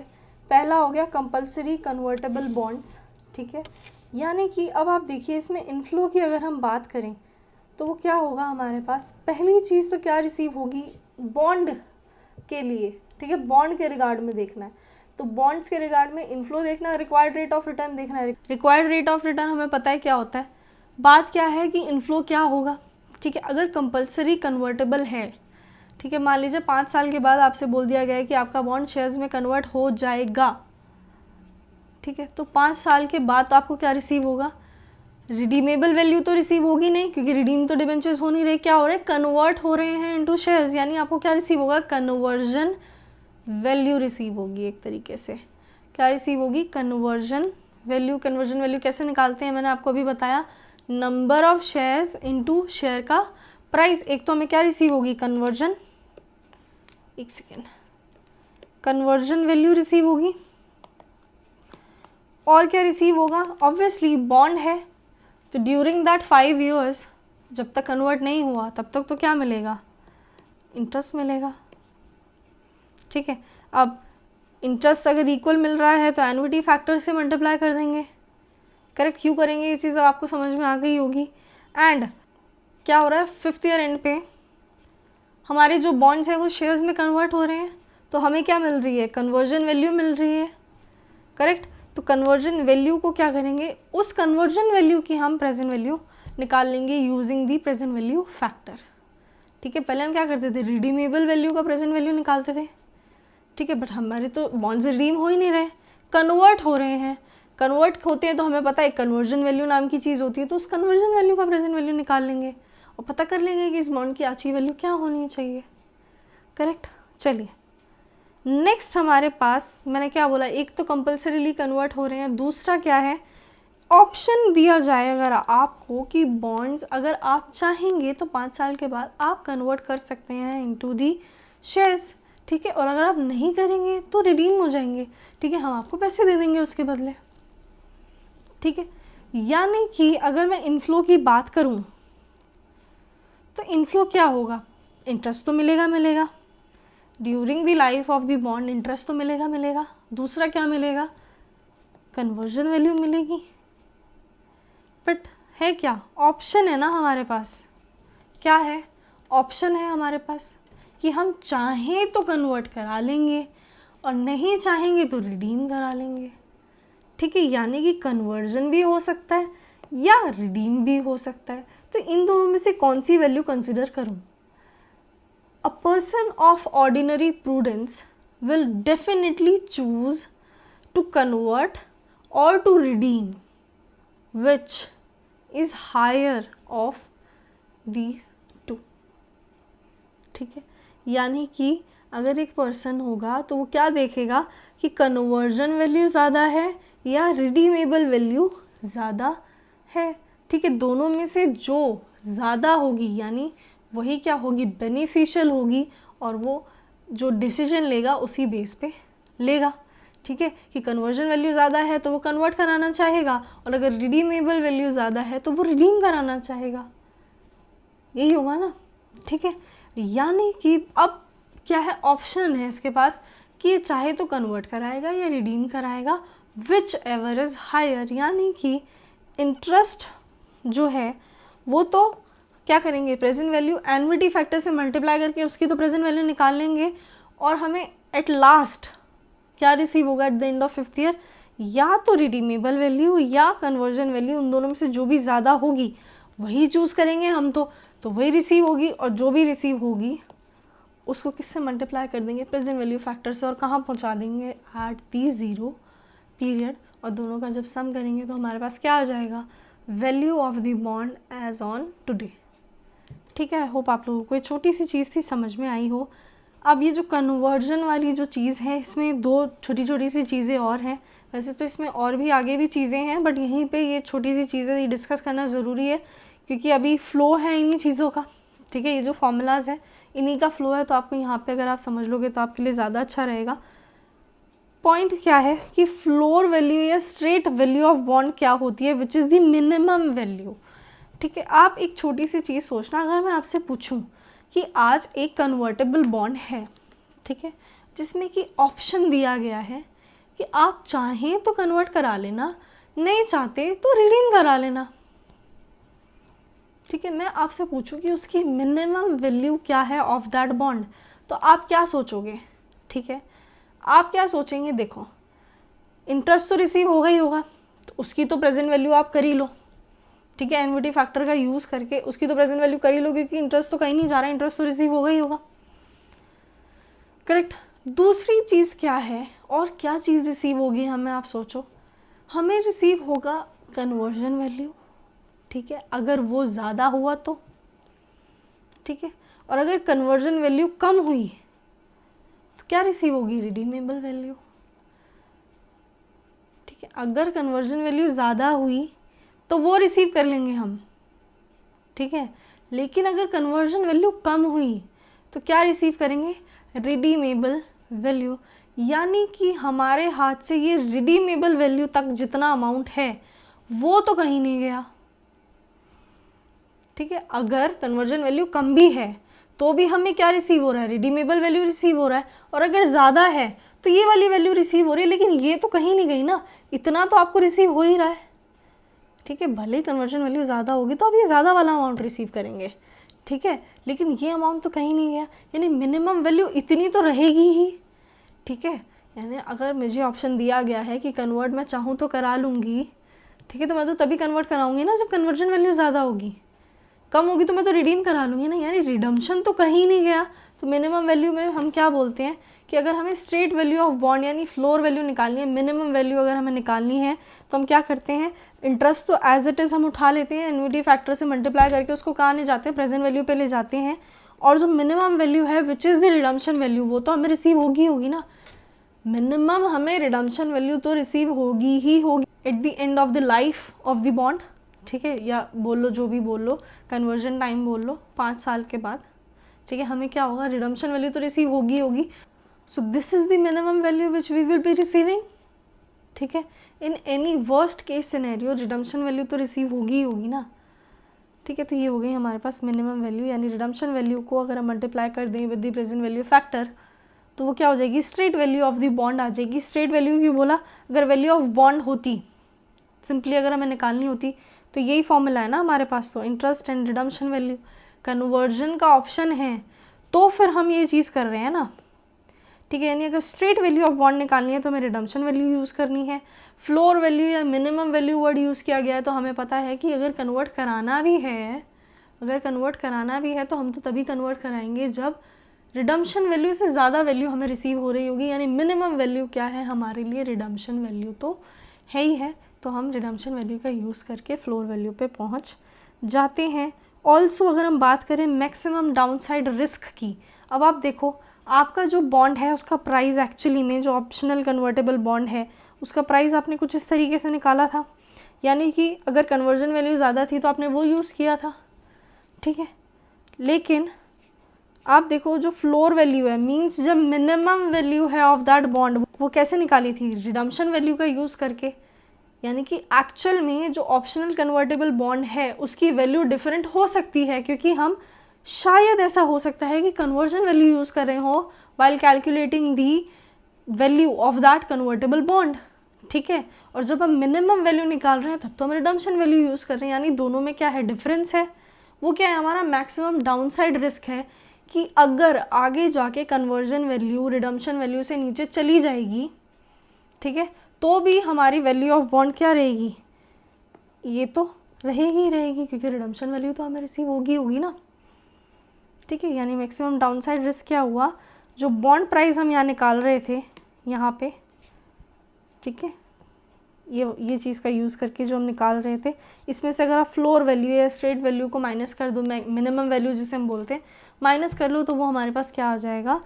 मैक्सिमम डाउनसाइड रिस्क आ जाएगा, क्योंकि वैल्यू ऑफ बॉन्ड क्या हो जाएगी? कम हो जाएगी इन दैट केस, क्योंकि ये तो हमने मिनिमम वैल्यू निकाली है ना। ठीक है, एक्चुअल वैल्यू तो क्या थी?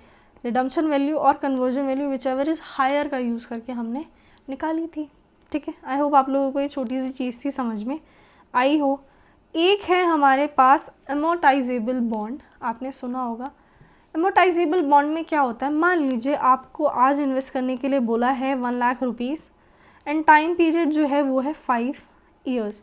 ऑफ कोर्स आपको इंटरेस्ट मिल रहा होगा एट द रेट 10%। मान लीजिए बॉन्ड है, 10% बॉन्ड है, आपको इंटरेस्ट तो मिल ही रहा होगा, ठीक है, इंटरेस्ट आपको मिल रहा होगा। प्लस क्या हो रहा होगा, ड्यूरिंग दीज 5 ईयर्स जब जब आपको इंटरेस्ट अमाउंट रिसीव हो रहा होगा तब तब आपको क्या किया जा रहा होगा, ये जो आपका प्रिंसिपल अमाउंट है ना, इसमें से आपको अमाउंट भी पे किया जा रहा होगा। जैसे यूजुअली लोन्स होते हैं, उसमें होता है ना कि आप क्या करते हैं, आपने जो प्रिंसिपल अमाउंट ऑफ लोन लिया है उसकी आप इंस्टॉलमेंट्स पे करते हैं। इंस्टॉलमेंट्स में क्या होता है, प्रिंसिपल भी होता है और क्या होता है, इंटरेस्ट अमाउंट होता है। प्रिंसिपल क्या होता है, इक्वली डिवाइड होता है in all that time period, और इंटरेस्ट आपका लगता रहता है, ठीक है, यही होता है ना। यानी कि एमोर्टाइजेबल बॉन्ड में क्या होगा कि आपके जो इन्फ्लोज हमें कंसिडर करने हैं, वो इन्फ्लोज में क्या होगा, एक तो आपको इंटरेस्ट रिसीव हो रहा होगा और दूसरा आपको एमोर्टाइजेबल वैल्यू रिसीव हो रही होगी, ठीक है, एमोर्टाइजेबल वैल्यू रिसीव हो रही होगी, यानी आपको जो प्रिंसिपल आपने इन्वेस्ट किया था उसमें से भी अमाउंट आपको रिसीव हो रहा होगा, ठीक है। कितना अमाउंट रिसीव हो रहा होगा, अभी मैंने आपको बोला इक्वल जो है आपका प्रिंसिपल इक्वली डिवाइड किया जाएगा during the life of the bond. किस तरीके से, मान लीजिए 1 लाख का बॉन्ड था ना यहाँ पे अभी मैंने बोला, और 5 ईयर्स का टाइम पीरियड है, तो क्या होगा, हर साल आपको 20,000 रुपये यानी 1 लाख डिवाइडेड बाय 5 करके आपको हर साल 20,000 रुपये भी वापस किए जाएंगे from your principal amount invested, ठीक है। डिस्कस कर लेते हैं present value of future inflows, ही तो करना होता है हमें for calculating the value of the bond. Present value निकाल रहे थे अब तक, तो इसने भी यही लिख दिया कि present value of future inflows निकाल दोगे तो एमोर्टाइजेबल जो बॉन्ड है उसकी हमारे पास आ जाएगी वैल्यू। जो फ्यूचर इन्फ्लोज हैं, ठीक है, इन केस ऑफ एमोर्टाइजेबल बॉन्ड वो क्या है, मैंने आपको अभी बताया, एनुअल इंटरेस्ट भी रिसीव हो रहा होगा और उस इंटरेस्ट के साथ आपको क्या रिसीव हो रहे होंगे, एनुअल एमोर्टाइजेबल वैल्यू, यानी आपको क्या रिसीव हो रही होगी, ये जो 20,000 रुपीज़ थे ना, ये भी रिसीव हो रहे होंगे विद दैट इंटरेस्ट का अमाउंट, ठीक है। कैसे निकाला था हमने 20,000, value of the bond which was 1 lakh in are case and life of the bond which was 5 years in are case, कितना आ रहा था हमारे पास, 20,000 निकल के आ रहा था, ठीक है, 20,000 आ रहा था, जिसे हम क्या बोल रहे थे, एनुअल एमोर्टाइजेबल वैल्यू, ठीक है। निकालना सिमिलरली ऐसे ही है, जैसे ये टेबल है ना, आप इस तरीके से टेबल बनाइए, या तो ऐसे निकाल लेना, या फिर आप जैसे फॉर्मूला लिख रहे थे कि एनुअल इंटरेस्ट मिल रहा था एट फर्स्ट ईयर, उसको आप मल्टीप्लाई कर रहे थे with PVIF of this required rate of return for the period 1, इसमें आप प्लस कर रहे थे एनुअल इंटरेस्ट ऑफ ईयर 2, ठीक है, इनटू कर रहे थे PVIF of required rate of return of N2, ठीक है, यही कर रहे थे, प्लस सो ऑन इसी तरीके से कर रहे थे। या फिर आप इस तरीके से टेबल बना के भी कर सकते हैं, जिसमें आप क्या लिखेंगे, ईयर लिखेंगे जो भी ये 5 साल थे, ठीक है, और जो इनफ्लोज हैं हमारे, ठीक है, PVF तो आप निकाल ही लोगे, मैंने आपको सिखा दिया कैसे निकालना है। अगर आपको 15% है तो आप किस तरीके से लिखेंगे, 1 डिवाइडेड बाय 1.15 इक्वल टू करेंगे तो फर्स्ट ईयर का आएगा, फिर एक और बार इक्वल टू करेंगे तो सेकेंड ईयर का आ जाएगा, एक और बार इक्वल टू करेंगे तो थर्ड ईयर का आ जाएगा, ठीक है। ये चीज़ तो हमें समझ में आ गई। इन्फ्लोज किस तरीके से आप लिखोगे, 20,000 रुपये तो आपको क्या मिल रहा है, अमोर्टाइजेबल वैल्यू मिल रही है, ठीक है, यानी आपको जो प्रिंसिपल अमाउंट है वो आपको 20,000 करके वापस मिल रहा है, ना कि आपको 5th ईयर एंड पे डायरेक्टली आपको 1 लाख रुपये आपके वापस किए जा रहे हैं, ऐसा तो नहीं है। हर साल आपको 20,000 भी मिल रहे हैं, और मान लीजिए कुछ इंटरेस्ट का अमाउंट भी आपको रिसीव हो रहा है, वो आप ऐड कीजिए, आपके पास क्या आ जाएंगे, इन्फ्लोज आ जाएंगे, ठीक है। इन्फ्लोज को आप मल्टीप्लाई कीजिए with the individual present value factor, ठीक है, उसको आप लिखिए, ये क्या हो जाएंगी हमारे पास, प्रेजेंट वैल्यूज़ हो जाएंगी, ठीक है। इन प्रेजेंट वैल्यूज़ का जब आप सम कर देंगे आपके पास क्या आ जाएगी, value of the bond, annual amortizable bond as on today, ठीक है। चलिए, आई होप आप लोगों को एक छोटी सी चीज़ थी, समझ में आ गई होगी।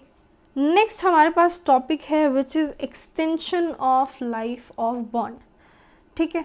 Extension of life of bond यानी कि नाम से समझ में आ रहा है, लाइफ है बॉन्ड की, एक्सटेंड कर रहे हैं हम, ठीक है, क्या कर रहे हैं, life of the bond extend कर रहे हैं। मान लीजिए आपसे कहा गया 5 साल का बॉन्ड है, ठीक है, हम चाहें तो एक्सटेंड कर सकते हैं इसकी लाइफ बाय 2 more years। ठीक है, यानी कि टोटल वो क्या कर सकते हैं, 5 साल का भी हो सकता है। ठीक है, आपका टाइम पीरियड क्या हो सकता है, 5 साल भी हो सकता है, और आपका टाइम पीरियड क्या हो सकता है, 2 साल से बढ़ा के 7 साल भी किया जा सकता है ऑफ दैट बॉन्ड। यानी आपको जो पैसे हैं, इंटरेस्ट तो आपको रिसीव होगा ही होगा।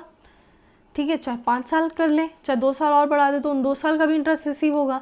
बस क्या होगा, आपका जो प्रिंसिपल अमाउंट है वो या तो आपका, अगर ये सिर्फ 5 साल के लिए रखें इसे, तो 5th ईयर एंड पे रिसीव हो जाएगा, और अगर 2 साल से बढ़ा दें तो 7th ईयर एंड पे आपको रिसीव होगा। ठीक है, यही होगा।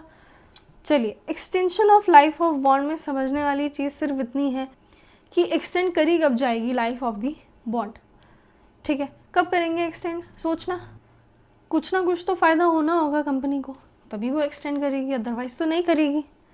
ठीक है, यानी कि मान लीजिए कंपनी ने ABC है कंपनी, इसने 5% के बॉन्ड्स इशू किए थे with the life of 5 years, और इसने क्या बोला था कि चाहे तो हम एक्सटेंड कर सकते हैं बाय 5 more years। ठीक है, ये इसने बोला था। ठीक है, अब मान लीजिए 5th ईयर एंड आ गया। ठीक है, 5 साल हो गए ख़त्म, 5th ईयर एंड आ गया।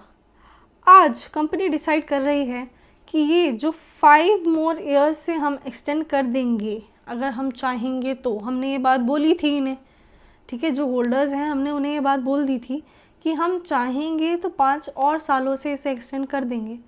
तो अब ये बैठ के डिसाइड कर रहे हैं कि हमें एक्सटेंड करना चाहिए या नहीं करना चाहिए, तो कब, किस केस में ये एक्सटेंड करेंगे, ठीक है, और कब नहीं करेंगे, ये चीज़ सोचने वाली बात है। मान लीजिए मार्केट में आज रेट चल रहा है ऑफ इंटरेस्ट, ठीक है, वो चल रहा है मान लीजिए 7%। ठीक है, आप बॉन्ड पे कितना रेट ऑफ इंटरेस्ट दे रहे हो, 5। मार्केट में कितना हो गया इंटरेस्ट रेट, 7। ठीक है, यानी आप अगर एक्सटेंड कर भी देंगे 5 और साल से, तो भी इंटरेस्ट रेट कितना रहेगा, 5% रहेगा। ठीक है, और अगर आप ये 5 साल से एक्सटेंड नहीं करके ये बॉन्ड को यहीं पे ख़त्म कर दें, ठीक है, और एक नए बॉन्ड इशू करें, तो आपको इंटरेस्ट रेट कितना देना पड़ेगा,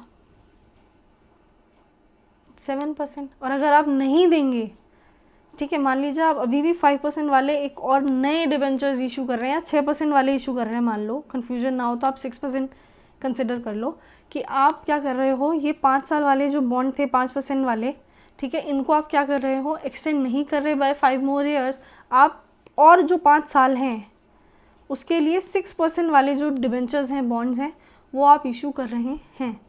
ठीक है, तो क्या होगा उस केस में, आप सोचो, रिक्वायर्ड रेट ऑफ रिटर्न तो लोगों का कितना होगा, 7%, आप कितना दे रहे होंगे, 6%, यानी कि जो वो इन्वेस्ट करेंगे अमाउंट वो कम करना चाहेंगे।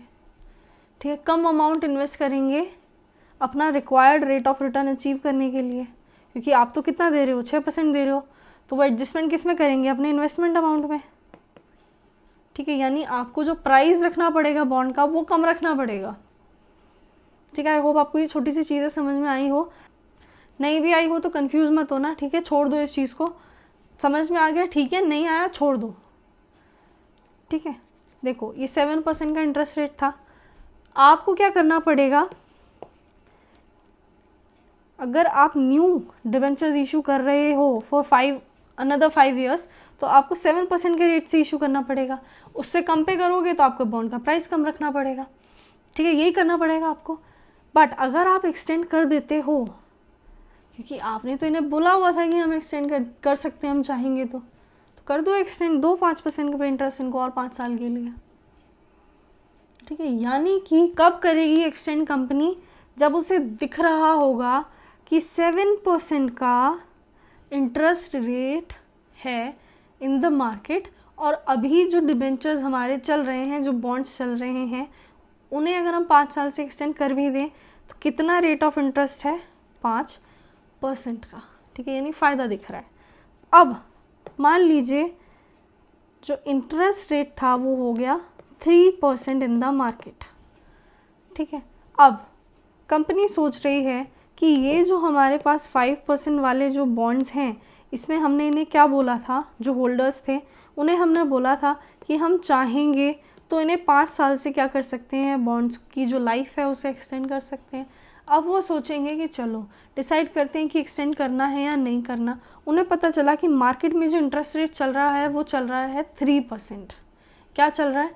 3% का इंटरेस्ट रेट चल रहा है। यानी कि अगर वो इस डिबेंचर्स को, ये जो बॉन्ड्स हैं, इन्हें यहीं पे ख़त्म कर दें, यानी एक्सटेंड ना करें, ठीक है, और अनदर जो 5 इयर्स के लिए उन्हें पैसे चाहिए, वो पैसे वो रेज़ करें बाय इशूइंग 3% बॉन्ड्स, ठीक है, तो उनके लिए ज़्यादा बेनिफिशियल है। क्यों?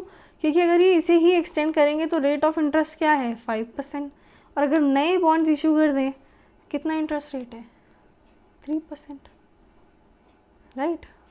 यानी कि आप देखो, अगर मार्केट में इंटरेस्ट रेट ज़्यादा है देन द कूपन रेट, ठीक है, तो क्या करना पड़ेगा, उन्हें एक्सटेंड करना पड़ेगा। क्यों? क्योंकि कूपन रेट कम है, उन्हें इंटरेस्ट कम देना पड़ेगा। और अगर वो नए बॉन्ड्स इशू कर दे, क्योंकि उन्हें तो पैसे चाहिए ना, तो बॉन्ड्स तो वो इशू करेंगे अनदर 5 इयर्स के लिए भी।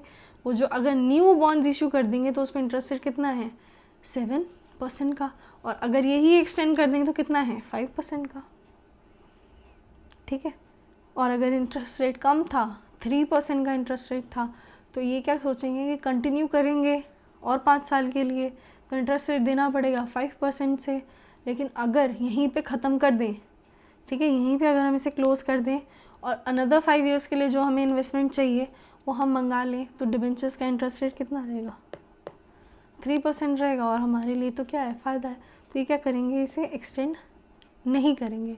आई होप आप लोगों को एटलीस्ट ये पॉइंट समझ में आया होगा कि कब एक्सटेंड होगी लाइफ ऑफ द बॉन्ड और कब एक्सटेंड नहीं होगी, ठीक है।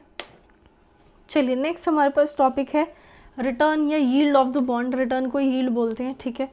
तो रिटर्न ऑफ द बॉन्ड हमें किस तरीके से कैलकुलेट करना होता है, आपको दिया हुआ है केस, अगर आपको सिर्फ 1 पीरियड के कैश फ्लोज के बेस पे अगर आपको रिटर्न निकालना हो, तो रिटर्न का फॉर्मूला हम लोगों को बहुत अच्छे से याद हो गया होगा अब तक, inflow minus outflow divided by outflow into 100। अगर एक ही पीरियड का, चाहे 1 ईयर है, एक पीरियड है कोई भी, ठीक है, उसके लिए आपको कैश फ्लोज गिवन है, तो आपको सिंपली क्या करना है, inflow minus outflow divided by outflow into 100 करके आपको रिटर्न का अमाउंट निकाल के आना है। अगर आपको जो कैश फ्लोज हैं वो मोर देन 1 पीरियड दिए हुए हैं, जैसे दिए हुए थे अभी 5 साल के लिए अलग अलग इंटरेस्ट अमाउंट है, एक रिडीमेबल वैल्यू है which may be more than the face value, ठीक है, और may be less than the face value, ठीक, कुछ भी हो सकता है वो, तो आपको रिटर्न निकालना है using more than 1 periods cash flows. तो आपको क्या करना पड़ेगा, देखो आपको इंटरपोलेशन करनी पड़ेगी। इंटरपोलेशन क्यों करनी पड़ेगी, सोचने वाली बात है।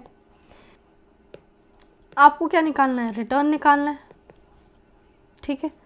क्या होगा, आपके कुछ 0 पीरियड पे आप इन्वेस्टमेंट कर रहे हैं, मान लीजिए 1000 रुपीज़ की आप कुछ इन्वेस्टमेंट कर रहे हैं, आपको फर्स्ट ईयर एंड पे 100 रुपीज़ रिसीव हो रहे हैं, सेकेंड ईयर एंड पे आपको 100 रुपीज़ रिसीव हो रहे हैं, फिर थर्ड ईयर एंड पे भी आपको 100 रुपीज़ रिसीव हो रहे हैं, फोर्थ ईयर एंड पे भी हो रहे हैं, और फिफ्थ ईयर एंड पे क्या हो रहा है, फिफ्थ ईयर एंड पे आपको 100 रुपीज़ का इंटरेस्ट भी रिसीव हो रहा है। ऑल्सो आपने जो ये 1000 रुपीज़ इन्वेस्ट किए थे ये भी आपको रिसीव हो रहे हैं। आपको क्या निकालना है, रिटर्न निकालना है, ठीक है। यानी ये जो इन्वेस्टमेंट थी इसे करने पे आपको कितना रिटर्न मिला, ठीक है। रिटर्न क्या होता है, inflow minus outflow divide by outflow into 100, यही होता है, ठीक है। ये जो इनफ्लोज हैं हमारे, ठीक है, क्या ये पैरिटी पे हैं with the outflow, answer is no, ठीक है। अगर ये 1 पीरियड के होते तो क्या निकलता हमारे पास, मान लो ये यहीं पे ख़त्म है, ठीक है, आपको बस ये 1000 रुपये हैं, आपको यहाँ पे ये 100 रुपीज़ और ये 1000 रुपीज़ फर्स्ट ईयर एंड पे ही आपको रिसीव हो जाएंगे। तो आप क्या कर पाओगे, सिंपली 1000 है प्लस 100 है, हमें ये रिसीव होगा, ठीक है, माइनस क्या करेंगे 1000 डिवाइड बाय 1000 इंटू 100, और रिटर्न होते भी क्या है, 1 साल का एनुअल टर्म्स में परसेंटेज अर्निंग्स, ठीक है, एनुअल परसेंटेज अर्निंग ही रिटर्न होता है, और ये क्या है, एनुअल ही है आपका रिटर्न, ठीक है। तो सिंपली मैं क्या करती, 1 साल का है, 1 पीरियड का है, तो मैं इनफ्लो कंसिडर करती, माइनस करती outflow, divide by outflow into 100, यही करती। बट एक्चुअली में मुझे जो अमाउंट रिसीव हो रहे हैं वो हो रहे हैं 5 सालों में, ठीक है। बट रिटर्न तो क्या होता है, एनुअल परसेंटेज अर्निंग्स। बट मुझे तो ये जो कैश फ्लोज दिए हैं ये डिफरेंट ईयर्स के दिए हैं, ये 1 साल के तो नहीं है, ठीक है। तो मुझे क्या करना पड़ेगा कायदे से, अगर मुझे कंपेयर करना है कि मुझे कितना रिटर्न रिसीव हो रहा है आफ्टर इन्वेस्टिंग दीज 1000 रुपीज़, तो मुझे क्या करना पड़ेगा, ये 100 भी कंसिडर करने हैं, सब अमाउंट कंसिडर करने हैं, ठीक है। बट ये अमाउंट है डिफरेंट टाइम पीरियड पे, पैरिटी पे है नहीं। पैरिटी पे लाने के लिए क्या करना पड़ेगा, इसकी भी प्रेजेंट वैल्यू निकालनी पड़ेगी। 0 पीरियड पे इन सारे अमाउंट्स को मुझे लेकर के आना पड़ेगा। अभी तक हम क्या कर रहे थे, हम प्रेजेंट वैल्यू ही निकाल रहे थे using the required rate of return, ठीक है। यानी कि ये जो हम प्रेजेंट वैल्यू निकाल रहे थे, कैसे निकाल रहे थे, रिक्वायर्ड रेट ऑफ रिटर्न का यूज़ करके निकाल रहे थे प्रेजेंट वैल्यू, ठीक है। अब हमें क्या है, प्रेजेंट वैल्यू हमें पता है कि आज की वैल्यू 1000 रुपीज़ है। इस 1000 रुपीज़ के बदले में हमें ये सारे अमाउंट रिसीव हो रहे हैं at first year and, second, third and fourth and fifth year end, ठीक है। यानी कि मुझे क्या चीज़ नहीं पता, अब रिक्वायर्ड रेट ऑफ रिटर्न नहीं पता, और मुझे निकालना भी क्या है, मैंने भी बात करी इस बारे में, निकालना क्या है, रिटर्न निकालना है। अब मुझे इन्वेस्टमेंट पता है, मुझे प्रेजेंट वैल्यू पता है ऑफ ऑल दीज फिगर्स, ठीक है। मुझे पता करना है कि रिटर्न कितना आ रहा है, ठीक है। अभी तक मैं प्रेजेंट वैल्यू निकालती थी, अभी तक मैं ये 1000 की जो वैल्यू थी ये निकालती थी using any required rate of return, ठीक है। अभी मुझे ये 1000 रुपीज़ पता है, मुझे रिक्वायर्ड रेट ऑफ रिटर्न निकालना है। तो मेरे पास क्या फॉर्मूला रहने वाला है, देखो करती क्या थी मैं, ये जो सारे इंटरेस्ट अमाउंट थे, एनुअल इंटरेस्ट अमाउंट, इसको क्या करती थी, एनुअल इंटरेस्ट अमाउंट को मैं मल्टीप्लाई करती थी विद द एन्युटी फैक्टर, ठीक है, रिक्वायर्ड रेट ऑफ रिटर्न का यूज़ करके। और क्या करती थी, जो रिडीमेबल वैल्यू है उसको मल्टीप्लाई करती थी विद प्रेजेंट वैल्यू फैक्टर, ठीक है, वो भी किसका यूज़ करके, रिक्वायर्ड रिटर्न का यूज़ करके, ठीक है। और किसके बराबर पहुंच जाती थी मैं, value of the bond eight the beginning या एट 0 पीरियड, ठीक है। मुझे ये पता है कि ये 1000 है, मुझे एनुअल इंटरेस्ट अमाउंट पता है कि 100 है, ठीक है। मुझे रिडीमेबल वैल्यू भी पता है कि 1000 है, मुझे क्या नहीं पता, रिक्वायर्ड रेट ऑफ रिटर्न नहीं पता, मुझे टाइम पीरियड पता है कि 5 साल है, ठीक है। यानी कि अब मुझे क्या करना पड़ेगा, ट्रायल एंड एरर बेसिस पे मुझे ये रिक्वायर्ड रेट ऑफ रिटर्न जो है ये पुट करके देखना पड़ेगा। मुझे 10% पुट करके देखना पड़ेगा इसमें, ठीक है। यानी कि मैं 10% के रेट पे जो 5 इयर्स का एन्युटी फैक्टर आ रहा है उसको मल्टीप्लाई करूँगी विद 100, और जो पीवी फैक्टर आ रहा है eight the end of 5th year using the 10% का रिक्वायर्ड रेट ऑफ रिटर्न, उसको मल्टीप्लाई करूँगी विद दी रिडीमेबल वैल्यू, और देखूँगी कि क्या वो बराबर आ रहा है 1000 के या नहीं, ठीक है। फिर एक ट्रायल एंड एरर मेथड में एक और रेट कंसिडर कर लूँगी, मान लो 12% का रेट है, फिर उस रेट से मैं निकालूँगी PVIF एंड PVF, ठीक है, मल्टीप्लाई करूँगी और देखूँगी कि अब वो 1000 के बराबर आ रहा है या नहीं आ रहा, और क्या करूँगी फिर इंटरपोलेशन टेक्निक का यूज़ करके पहुँच जाऊँगी रिक्वायर्ड रेट ऑफ रिटर्न पे। इंटरपोलेशन टेक्निक आपको आती होगी किस तरीके से करते हैं हम, ठीक है। यानी कि अभी तक हमें प्रेजेंट वैल्यू निकालनी थी, ठीक है, हमें क्या करना था, वैल्यू ऑफ द बॉन्ड निकालनी थी एज ऑन टुडे। अब हमें वैल्यू ऑफ द बॉन्ड तो पता है आज के टाइम पे, हमें पता करना है कि ये जो इन्फ्लोज होंगे हमें आगे जाने वाले टाइम पीरियड पे, इनके बेस पे मुझे पता करना है कि मेरा रिटर्न क्या है, और रिटर्न का ही यूज़ करके मैं क्या निकालती थी, आज की वैल्यू निकालती थी। और मुझे आज की वैल्यू पता है, मुझे ये निकालना है, ठीक है, ये RR मुझे निकालना है। तो मैं रैंडमली कोई भी 2 रेट ऑफ रिटर्न पुट करके देख लूँगी कि 1000 आ रहा है या नहीं आ रहा, और फिर क्या कर लूँगी, इंटरपोलेट करके निकाल लूँगी कि एक्चुअल में कितना रिटर्न आना चाहिए, ठीक है। जब हम क्वेश्चन करेंगे तब मैं आपको इंटरपोलेशन टेक्निक किस तरीके से यूज़ होती है वो चीज़ सिखा दूँगी। यहाँ पे फॉर्मूला बताना वो चीज़ ठीक नहीं लगती मुझे, क्योंकि लॉजिकली जितना आप समझ लोगे इंटरपोलेशन उतना ज़्यादा आपके लिए बेटर है, ठीक है। फॉर्मूला बताने के लिए मैं बता सकती हूँ, बट फिलहाल आप इंटरपोलेशन टेक्निक बस आपको वैसे आती होगी, ठीक है, नहीं आती आप बस इतना समझो कि आपको इंटरपोलेट करके रिक्वायर्ड रेट ऑफ रिटर्न पे पहुंचना पड़ता है। ऐसा क्यों करना पड़ता है? क्योंकि अब तक हमें रिक्वायर्ड रेट ऑफ रिटर्न पता था, यानी हमें रिटर्न पता था, हमें पता करनी होती थी आज की वैल्यू, ठीक है। अब हमें आज की वैल्यू दे दी, फ्यूचर कैश फ्लोज दे दिए, हमें पता करना है कि कितना रिटर्न हमें मिल रहा ऑन दिस इन्वेस्टमेंट, ठीक है। चलिए बात कर लेते हैं क्या लिखा है कि आपको इंटरपोलेशन टेक्निक का यूज़ करना है। मैंने अभी आपसे क्या कहा, इंटरपोलेशन करने के लिए आपको कोई भी 2 रैंडम रेट सिलेक्ट करने हैं, पुट करके देखने हैं रिक्वायर्ड रेट ऑफ रिटर्न की जगह PVIF निकालना है, PVF निकालना है, और जो भी चीज़ है उसको सॉल्व करके देखना है कि वो 1000 के बराबर आ रहा है या नहीं आ रहा, ठीक है। और फिर क्या करना है, इंटरपोलेट करना है। अब रेट किस तरीके से सिलेक्ट करना है, देखो आप रैंडमली भी कर सकते हो, 10% डाल के देखो, 15 डाल के देखो, ठीक है। फिर देखो कितना ज़्यादा दूर है, फिर देख लो अगर 10 से कम है तो और कम वाला रेट लेके देख लो, 8% लेके देख लो। आपको लगता है कि 15 से भी ज़्यादा है तो 15 के बाद एक बार और 17 भी लेके देख लो, ठीक है। और फिर 15 और 17 वाला जो अमाउंट है उसको इंटरपोलेट करके देख लेना, ठीक है।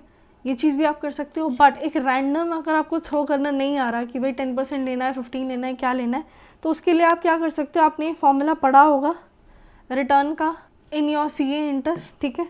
क्या फॉर्मूला था, annual interest plus redeemable value minus the issue price divided by the life and divided by redemption value plus issue price divided by 2 into 100। क्या पहुंच जाते थे हम, रिटर्न पे पहुंच जाते थे। ये होता है best assumption of this return वाला अमाउंट, ठीक है। मोस्ट प्रोबेबली आपको इंटरपोलेट नहीं करना पड़ेगा आफ्टर दिस, ठीक है। बहुत ही माइनर सा डिफरेंस होगा इन दैट एक्चुअल वाला रिटर्न का अमाउंट और जो इससे एवरेज रिटर्न आ रहा होगा, ठीक है। ये चीज़ सिर्फ अब अजम्पशन जो आपको लेनी है रिटर्न की उसके लिए आप यूज़ कर सकते हो, नहीं करनी आप रैंडमली भी 10% 20% कुछ भी लेके सॉल्व कर सकते हो। जैसे मान लो आपने 10% पुट किया, ठीक है, आपकी कुछ वैल्यू आई, ठीक है, आपको लगा कि 10% से कम रेट पुट करना चाहिए, तो आप एक अमाउंट 8% 5% कुछ भी पुट कर सकते हो, दूसरा अमाउंट आप उस हिसाब से डिसाइड कर सकते हो। और अगर आपको लग रहा है कि जैसे आपने 10% पुट किया तो आपको जो अमाउंट है वो 1000 से बहुत बहुत ज़्यादा अमाउंट आ रहा है, ठीक है, कुछ अमाउंट जो आपका निकल के आ रहा है वो 1000 नहीं आ रहा, 1000 से तो बहुत ज़्यादा है, तो आपको क्या करना पड़ेगा, अपना रेट ऑफ रिटर्न बढ़ाना पड़ेगा, ठीक है। तो आप 15-20 उस बेस पे भी ले सकते हो, ठीक है। अगर आप ये रैंडमली थ्रो नहीं कर पा रहे हो तो आप फिर ये वाला फॉर्मूला लगा के एक परसेंटेज आपके पास आ जाएगी रिटर्न की, आप उसको एज योर एस्टिमेट ले सकते हो और पुट करके देख सकते हो इन दिस, ठीक है। ये जो मैंने आपको यहाँ पे लिख के दिया इसमें आप पुट कर सकते हो, ठीक है। और फिर आप चेक कर सकते हो कि 1000 के बराबर आ रहा है या नहीं, और उसके बेस पे आपको जो दूसरा रिटर्न का परसेंटेज पुट करना है वो आप डिसाइड कर सकते हो और उसके बाद आप इंटरपोलेट कर सकते हो।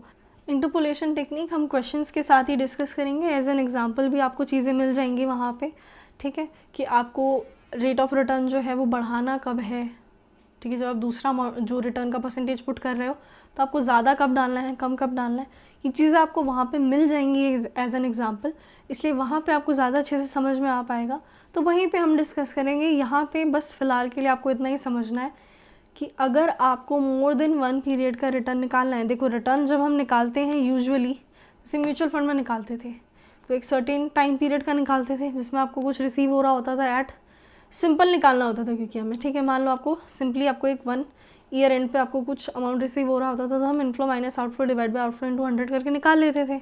बट अगर हमें मोर देन 1 पीरियड दिया हुआ है, ठीक है, तो बराबर ही नहीं है ना, आउटफ्लो इनफ्लो के बराबर ही नहीं है, तो किस तरीके से कंपेयर करें, तो पहले उनको बराबर करना पड़ेगा, ठीक है। अब बराबर करके फिर कंपेयर करके रिटर्न निकालो और इन्वेस्टमेंट से डिवाइड करो, या फिर सिंपली जिस तरीके से हम करते थे कि भाई जो हमारे इनफ्लोज थे उनको कंसिडर करके रिक्वायर्ड रेट ऑफ रिटर्न से पीवी करके हम कहाँ पहुँचते थे, आज की वैल्यू पे पहुँचते थे, ठीक है। अब हमें आज की वैल्यू पता है, इनफ्लोज हमें पता है, रिक्वायर्ड रेट ऑफ रिटर्न नहीं पता, वही हमें निकालना है। तो जिस तरीके जो फॉर्मूला हम पहले लगा रहे थे value of the bond as on today निकालने के लिए, वही फॉर्मूला लगा के रिक्वायर्ड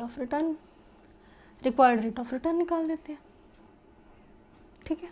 चलिए नेक्स्ट हमें दिया है different types of returns of bond, जिसमें कि पहला पॉइंट है हमारे पास करंट यील्ड। करंट यील्ड का मतलब क्या होता है, मान लीजिए आज आप किसी बॉन्ड में इन्वेस्ट करना चाहते हैं और आप देख रहे हैं कि इसका यील्ड अब एक्चुअली में आज क्या चल रहा है, तो आप क्या करेंगे, आगे आने वाला जो 1 ईयर पीरियड है, ठीक है, या 1 साल होगा या 6 महीने का होगा, तो उसको हम 1 पीरियड कंसिडर करेंगे। तो हम क्या बोलेंगे, आज से 1 पीरियड तक जो हमें इंटरेस्ट रिसीव होगा वो होगा हमारा इनफ्लो, ठीक है। उसको हम डिवाइड करके देखेंगे विद द इन्वेस्टमेंट अमाउंट, ठीक है, कि इन्वेस्ट करने पे कितना अमाउंट हमें रिसीव होगा इन दिस 1 पीरियड, ठीक है। उसको हम क्या बोलेंगे, करंट, क्योंकि करंट यील्ड देखना है कि अभी क्या चल रहा है।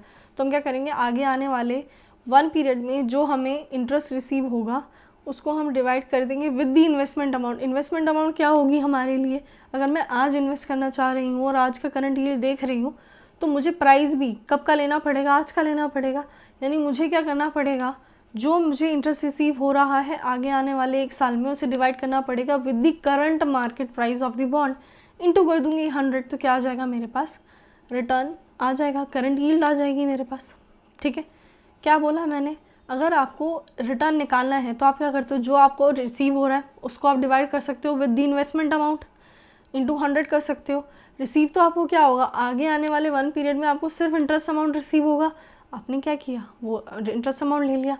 डिवाइड किससे करना है, इन्वेस्टमेंट से। इन्वेस्टमेंट मैंने आपको बताया अभी, क्योंकि आप करंट यील्ड निकाल रहे हो, आप देख रहे हो आज अगर मैं इन्वेस्ट करूँ तो मुझे कितना पैसा रिसीव होगा, ठीक है, आज क्या यील्ड चल रहा है, ठीक है। तो आज का ही आपको जो मार्केट प्राइस है वो लेना पड़ेगा एज एन इन्वेस्टमेंट, ठीक है।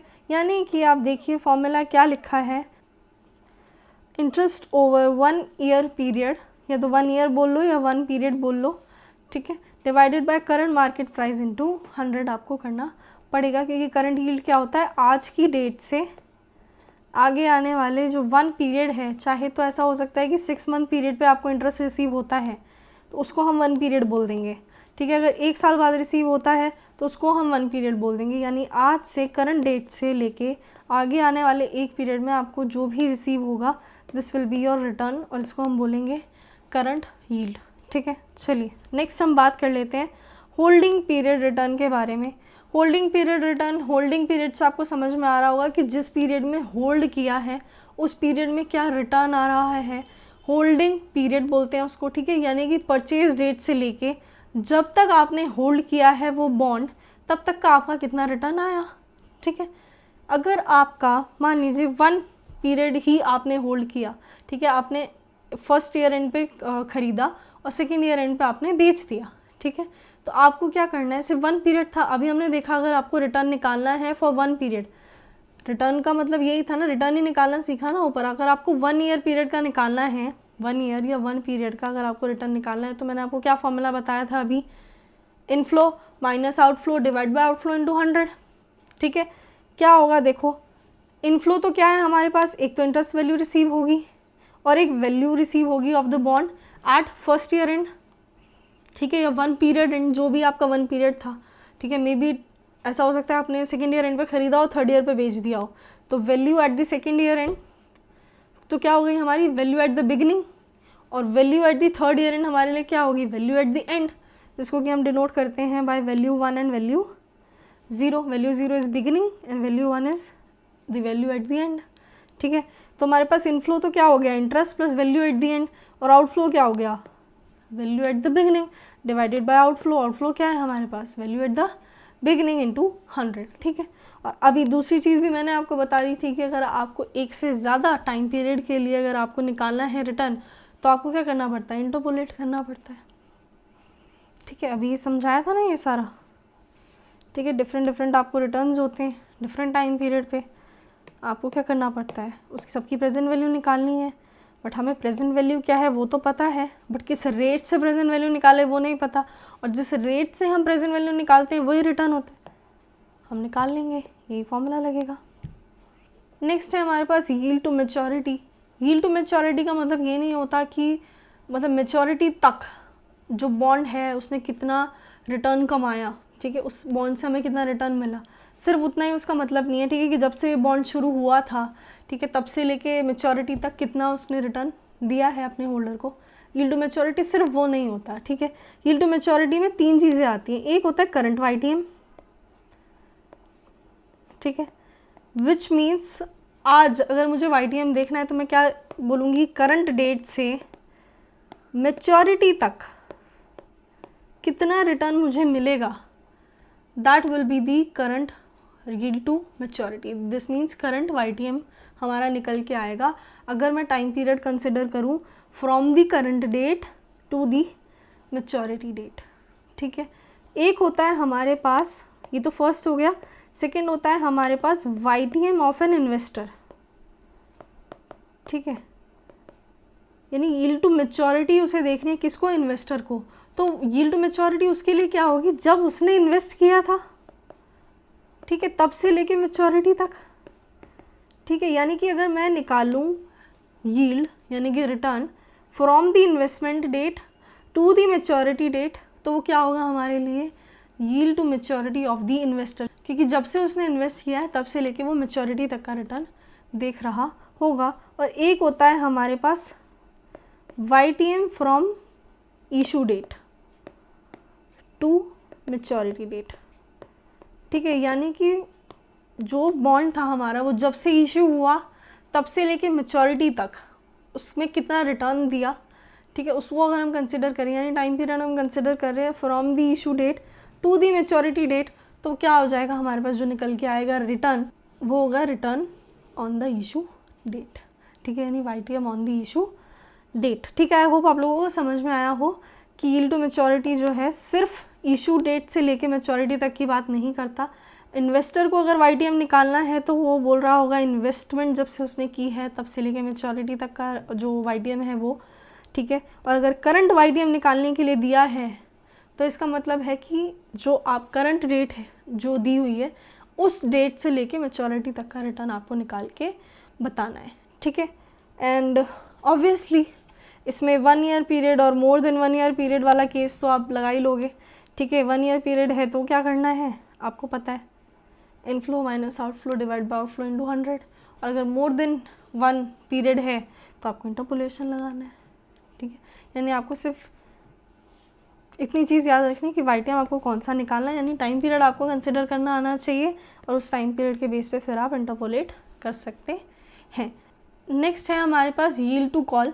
यील्ड टू कॉल का मतलब क्या होगा, जैसे हमने अभी पढ़ा यील्ड टू मैच्योरिटी। ठीक है, सिमिलरली बस मैच्योरिटी की जगह ये जो तीनों केस हैं, ठीक है, ये जो तीनों केस है इसमें मैच्योरिटी डेट की जगह अगर कॉल डेट आ जाए, ठीक है, कि जब बॉन्ड्स कॉल कर लिए गए वापस, ठीक है, आपको पैसा पे कर दिया during the life of the bond, यानी प्री रिडम्पशन जिसको हम बोल रहे थे, अगर आपको पैसा पे कर दिया, ठीक है, तो मैच्योरिटी तो आई नहीं। ठीक है, तो YTM तो नहीं बोल सकते उसको, यील्ड टू मैच्योरिटी तो नहीं बोल सकते, यील्ड टू कॉल बोल देंगे उसे। ठीक है, चाहे अब आप निकालिए from current date to call date तो उसको क्या बोलेंगे, करंट यील्ड टू कॉल। ठीक है, आप क्या कर सकते हो, इन्वेस्टमेंट डेट यानी purchase date to the call date अगर आप निकाल दोगे तो भी वो यील्ड टू कॉल हो गया। एंड अगेन आप अगर इशू डेट से लेके कॉल डेट तक निकाल दोगे तो भी वो क्या हो गया, यील्ड टू कॉल हो गया। एंड सिंपली वही 1 ईयर पीरियड है, वैसे 1 ईयर पीरियड कम ही आता है YTM में एंड ये यील्ड टू कॉल में 1 ईयर पीरियड नहीं होगा। ठीक है, ज़्यादा ही होगा, मोर देन 1 ही होगा और आपको इंटरपोलेट ही करना पड़ेगा। ठीक है, जो वैल्यूएशन ऑफ बॉन्ड्स वाला पार्ट था वो यहाँ ख़त्म नहीं हुआ है, उसमें अभी कुछ चीज़ें बाकी हैं, कुछ टॉपिक्स बाकी हैं आज के लिए, पर हम इतना ही डिस्कस कर रहे हैं। ठीक है, आई होप आप लोगों को सारी चीज़ें समझ में आई हो, जो भी मैंने बताई सारी चीज़ें मैंने आपको इन डिटेल समझाई। ये चीज़ें मैं आपको पहले भी वीडियोस में बता चुकी हूँ, इसलिए मैं बहुत ज़्यादा इन डिटेल तो नहीं गई, बट स्टिल जितना भी इन डिटेल लॉजिकली जितनी भी कॉन्सेप्चुअल चीज़ें मुझे आपको बतानी थी मैंने आपको सारी चीज़ें बताई हैं। कोई भी फॉर्मूला मैंने रटने के लिए नहीं बोला है।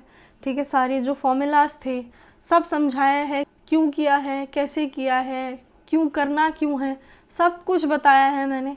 ठीक है, आप इसी तरीके से समझेंगे तो आपके लिए ज़्यादा बेनिफिशियल रहेगा, क्योंकि क्वेश्चन आएंगे ट्विस्ट होके, ठीक है, कुछ वर्डिंग्स ट्विस्ट होंगी तो आपको चीज़ें समझने में बहुत आसानी रहेगी, फॉर्मूला लगाने में बहुत आसानी रहेगी।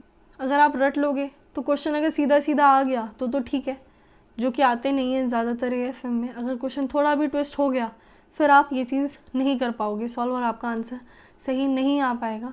तो जितनी चीज़ें मैंने कॉन्सेप्चुअली आपको बताई हैं वो सारी चीज़ें प्लीज़ आप अच्छे से ध्यान रखना। एक बार आप भी आराम से तसल्ली से बैठ के 15 मिनट देना, ठीक है, और सोचना आराम से कि ये चीज़ क्यों होनी है, किस लिए होनी है, जो रीज़न बताए हैं मैंने उन बारे में सोचना। ठीक है, आपको चीज़ें बहुत अच्छे से क्लियर हो जाएंगी। चलिए आज का हमारा डिस्कशन हम यहीं ख़त्म करते हैं, मिलते हैं नेक्स्ट वीडियो में। Goodbye, take care.